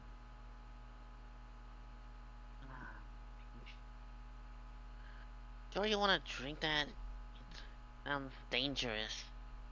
Yeah, Bear, I'm agreeing with Ika. That looks very unstable. It's like we could take, once we return to Ravnica, we could take this to the Simic. I mean, if this is very biological, they might be able to, like find a way to further stabilize it or something, like, or even just break it down.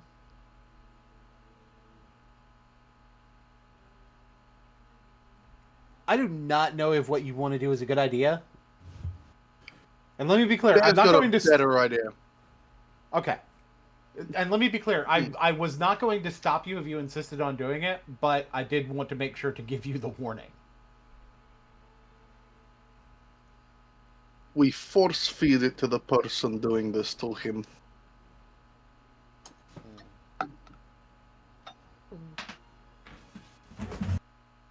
So Bear is going to tuck the potion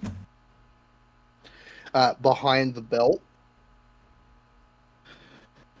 And with the seriousness of a man who can't help but smile all the time,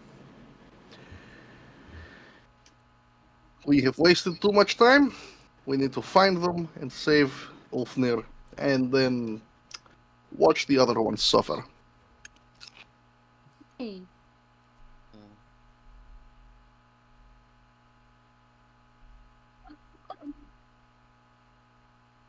Alright, let's get moving. Alright, so down them stairs. We will go down them stairs, and I know some of you are not going to like what I'm about to say. Does it start with a roll for and end with initiative? Or No. Well, actually. No. next time on Dragon Ball Z.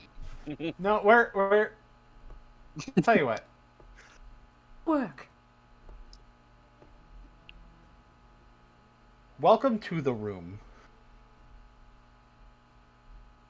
The first room. Ooh, we get to dungeon. You can see why my immediate temptation was next time on Dragon Ball Z.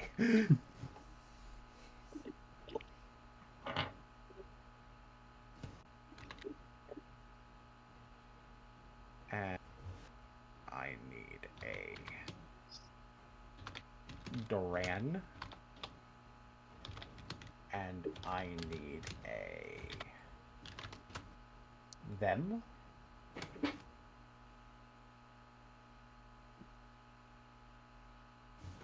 And I need a... where are you? Kaya? And let's see if there's enough room for the bully brigade. The bully boys. Steve Maybe is you could obviously... condense them to one token for now. That's fair. Like you'd done with the dwarf army that I'd somehow procured. Yeah.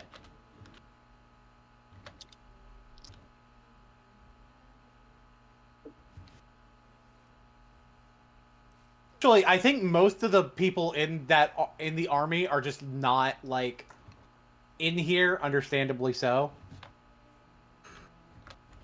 They're probably. Oh, and some we of them need are- one more. We need one more.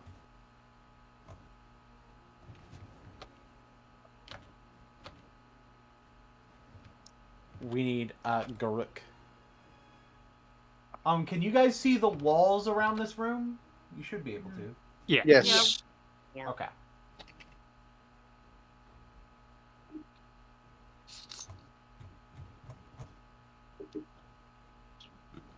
So,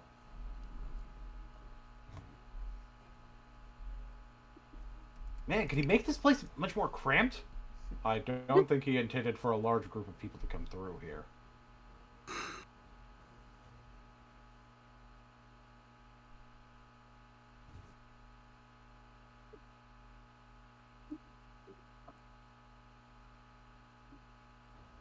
Alrighty.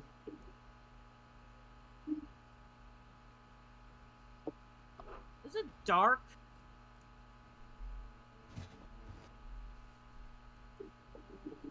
So you guys have doors to the right and down.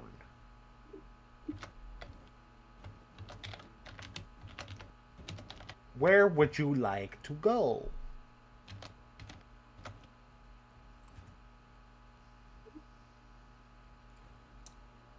Boy. I'm gonna flip a coin. It doesn't flipping any coins. What was that? You cut out for a sec. I said it doesn't look like Bear's flipping any coins.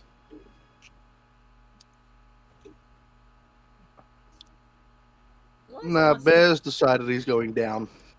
Yeah. There it Flip of the coin. is. Whether people follow him or not, that's their choice. Alright, I'm going down too. I'm going down to hell.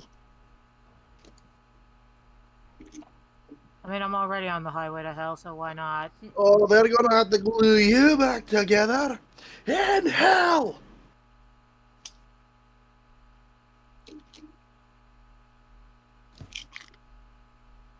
So these tables have like straps on them and shit.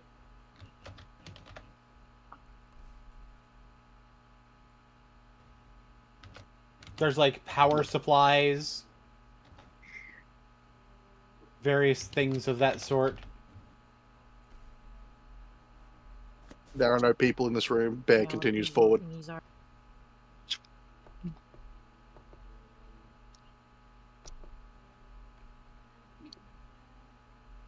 Bear is actively looking for a fight today. Wow. So, There are no people here to What? punch, so Let's let the people who want to explore this room explore it first. yeah, of course. Okay, just because like there was a lot of noise outside, just to make sure. Why were we in this room in particular? Was it we just picked a room, went down? Yeah. Yeah, Bear just went this way. Okay, cool. Just double checking. I didn't miss anything. Phew. They looks over at these like tables with the straps and stuff. It's like he shudders. It's like this looks weirdly familiar.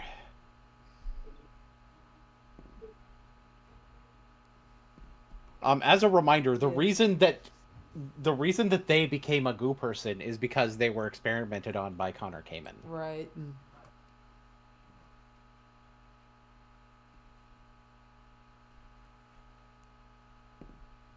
I see various body parts in these looking jars. Oh, it would like to observe the body parts. They don't Yeah, I all appear refuse to observe you back. They don't all appear to be from humanoids.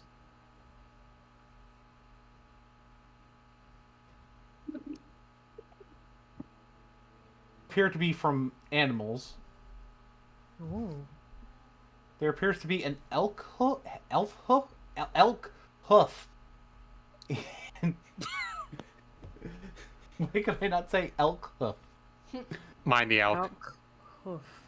Elk hoof. Hmm.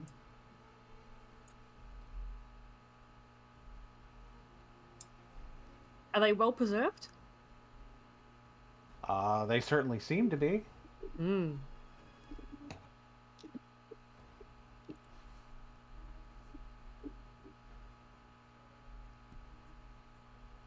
Huh, I'm surprised. We could have went a little harder on the science, though. Very fascinating. They is just kind of Reminds me- curled up around Badrinus's neck. Yeah, she's probably. I think it's suffice to say she's probably kind of like trying maybe like resting like a hand on him, just trying to trying to calm him. She just goes, look, it's okay. You're not there. You're here. You're with me now. I'm not gonna let anything like that happen to you again.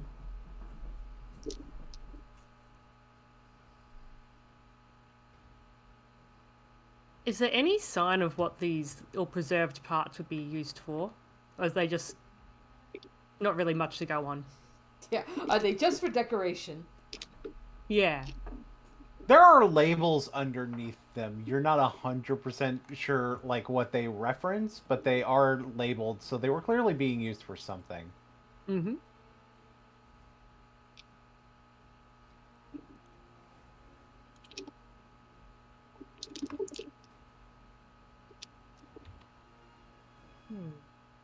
Gamataki, what you making of all this? For one thing, I know Gamataki's just kind of he's kind of doing his frog thing. He's climbing on the walls and ceilings to get like better surveillance of the entire room to see like if he's spotting anything anyone else hasn't.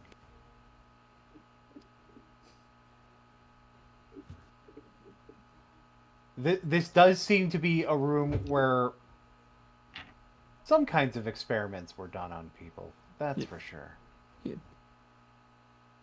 Yeah, like he's just kind of looking around, seeing like everyone's kind of coming to the same conclusion as everyone else in terms of like what exactly has been going down here.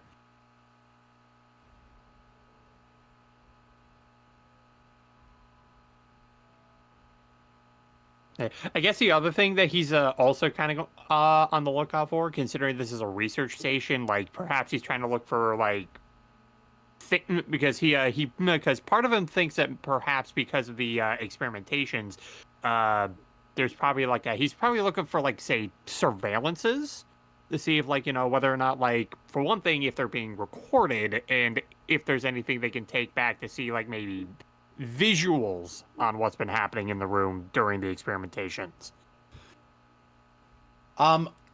There are cameras.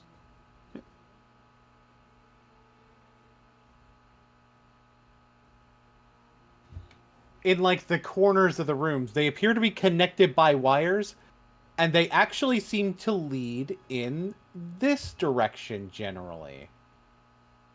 Kamataki's probably going to think about sticking his nose in there. This door is locked. He is not going to be sticking his nose in there. Can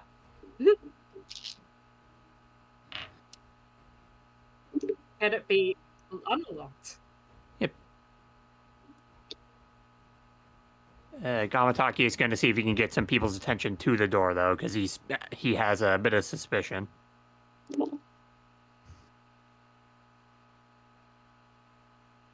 goes to the door. Shave and a haircut.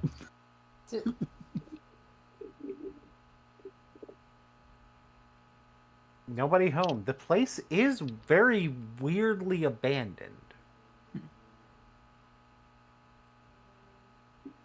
Are there any locks in which to pick? There are locks, yes. Would Gamma friend like a lockpick? Or rather, Ick pick lock? You can have a lockpick too if you want, but You know what? I think. You know what, Ick? I think I think I can let you pick the lock.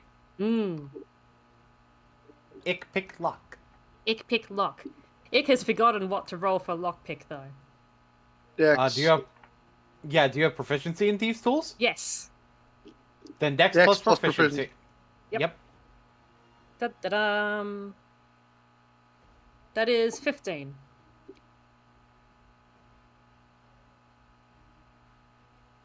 Do you really think that this man would settle for a DC 15 lock? Yes. He was Assholes are tired that incredibly day. cheap. He got those ones you just get like $2 at Woolies. Out of character, Kaya's probably just laughing her ass off at that. What is a Woolies? Says Ika. I think it's some type of sheep. I like to Caius- imagine it's just a shop run by a member of the Simic Combine who has just wool. So Don't give me everyone calls ideas. him Woolly. Don't give me ideas. Don't give me ideas. Everyone calls him Woolly, so it's Woolies. Anyway, Woolies wool? Kaya is going to give Ick the help action. Advantage. Okay. Dum-de-dum. I mean, that was a little bit of a worse roll. That was a 1. Kaya, you didn't help at all. Ick was Kaya too gave- distracted. Ick was too distracted by the things in the jars. Kaya gave a thumbs up. He's got the pickled items on the mind. Eliza, I see you over at the staircase. Yes. I kind of want to go up the stairs, but I don't want to go alone. So I'll probably, Bids, you want to come with me? I found some stairs. Sure. You know, but let's not stray too far. Don't worry. I'm just gonna take a quick peek up the stairs. And they is a scarf Yes. right now. Yeah, that's where it's like. Yeah, that's where Bids is like. Yes, please get them out of this room. Up the stairs we well- go then. Well, the thing is, when you get to the top of the stairs, it's another locked door. But based on how cold this metal door is, you think it goes to outside. Well, we have an emergency escape route. This door seems to go outside. I feel it really cold. Okay. You think that you can hear some sounds on the other side of the door. If you want to get a closer listen to those sounds. Yeah, I will do that. If there's a way I can provide help action for that. Be a super easy DC, but I'm going to make you do a perception check, and yes, there can be a help action with that. Okay. Alrighty.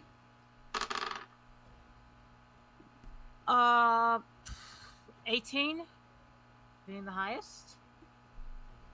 That's enough for you to tell that there is some fighting going on outside. Well, our boys are fighting. Okay. Then. All right. Then we need to move fast. Yeah, that's probably why there's not a lot of people in here. They're fighting outside. Okay. We're on a time limit, so we need to find Wolfnir and get the heck out of here. All right. So yeah, Bedrina, she'll retreat back into the room and she'll just say, "It's like, okay, you know, I know we said we need to scour this every inch of this place, but yeah, it sounds like there's some fighting outside. So, yeah, we need to pick this up. Understood. Is the door in front of me locked? No. I don't care. I'm kicking it open.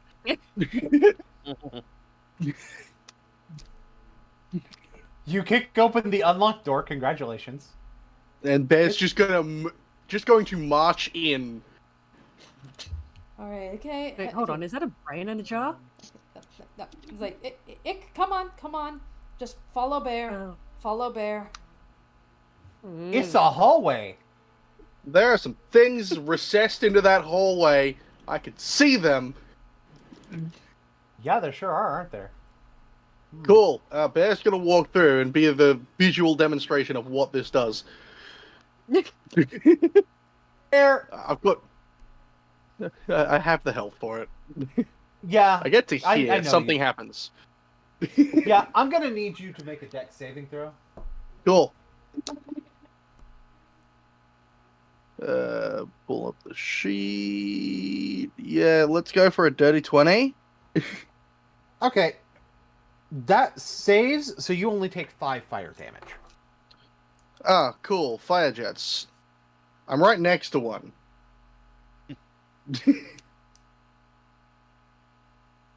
I have a stupid idea. I don't know if it would work. I have a stupid idea, and it probably will. What are your ideas? I'm gonna smash this one. I was thinking Eliza freezes the rays with the ray of frost. Oh. So, is this a fire trap or a heat ray trap? It is fire. Cool. I'm just gonna smash in the nozzle of this one. Roll to attack, please.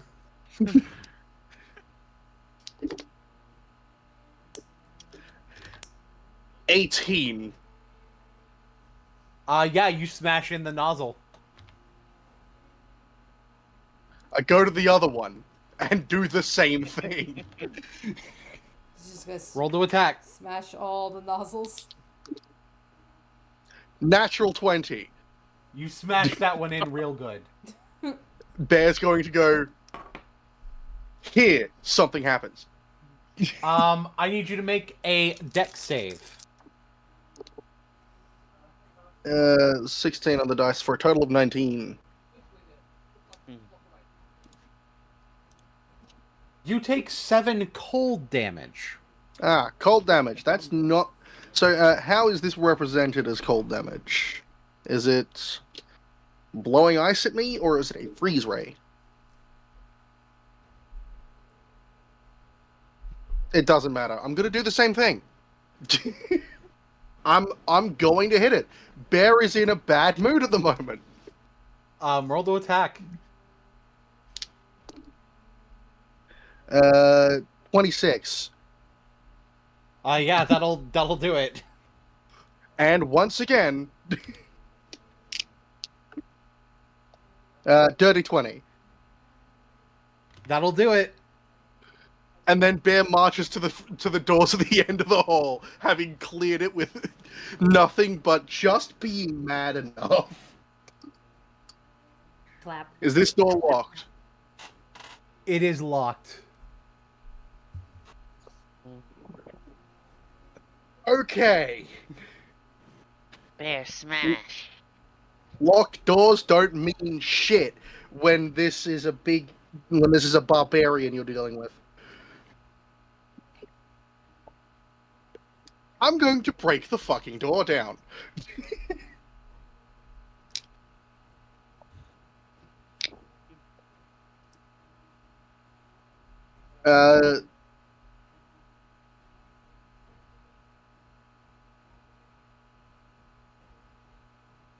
What's the door made of?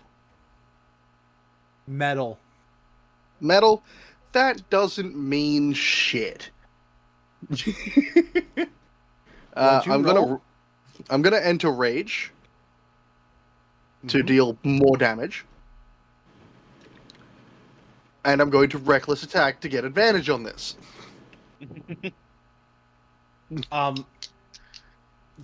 Bear in mind that if initiative would begin, it will begin with you in the reckless attack state.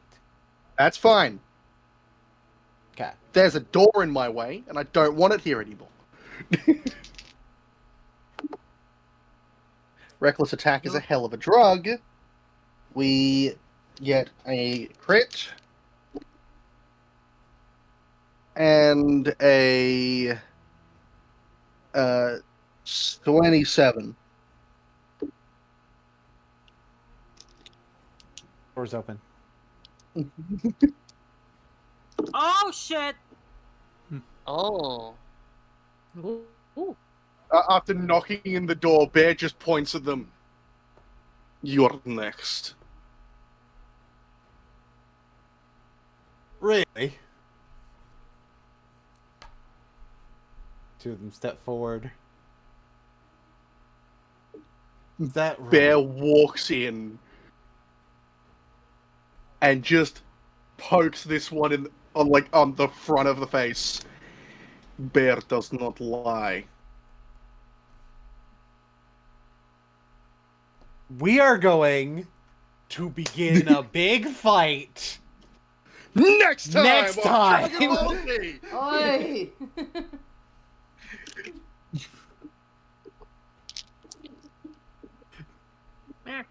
Gamataki Session enters ends with- room. Gamataki enters room. Oh no! I'm fucked again. Every time I fought these guys, they've curb stomped me. Fucking And Hoopa, now I'm there's telling you. fucking 8 of them. No, there's 6 of them. Sorry. See Yeah, what you don't know is yeah. Gamataki doesn't Or- consider it an L if he survived. I didn't lose. You simply failed to kill me. You pretty much. Tuffy. Hello, Toppy. I just want you to know, I'm sorry I couldn't make it today, but I do have some news that might be important to you. Oh. The place I'm at has clusters of fupa. Are you fucking serious? Are you actually shitting me? Nah, the bit has to happen now, Boone. Do it. Fucking.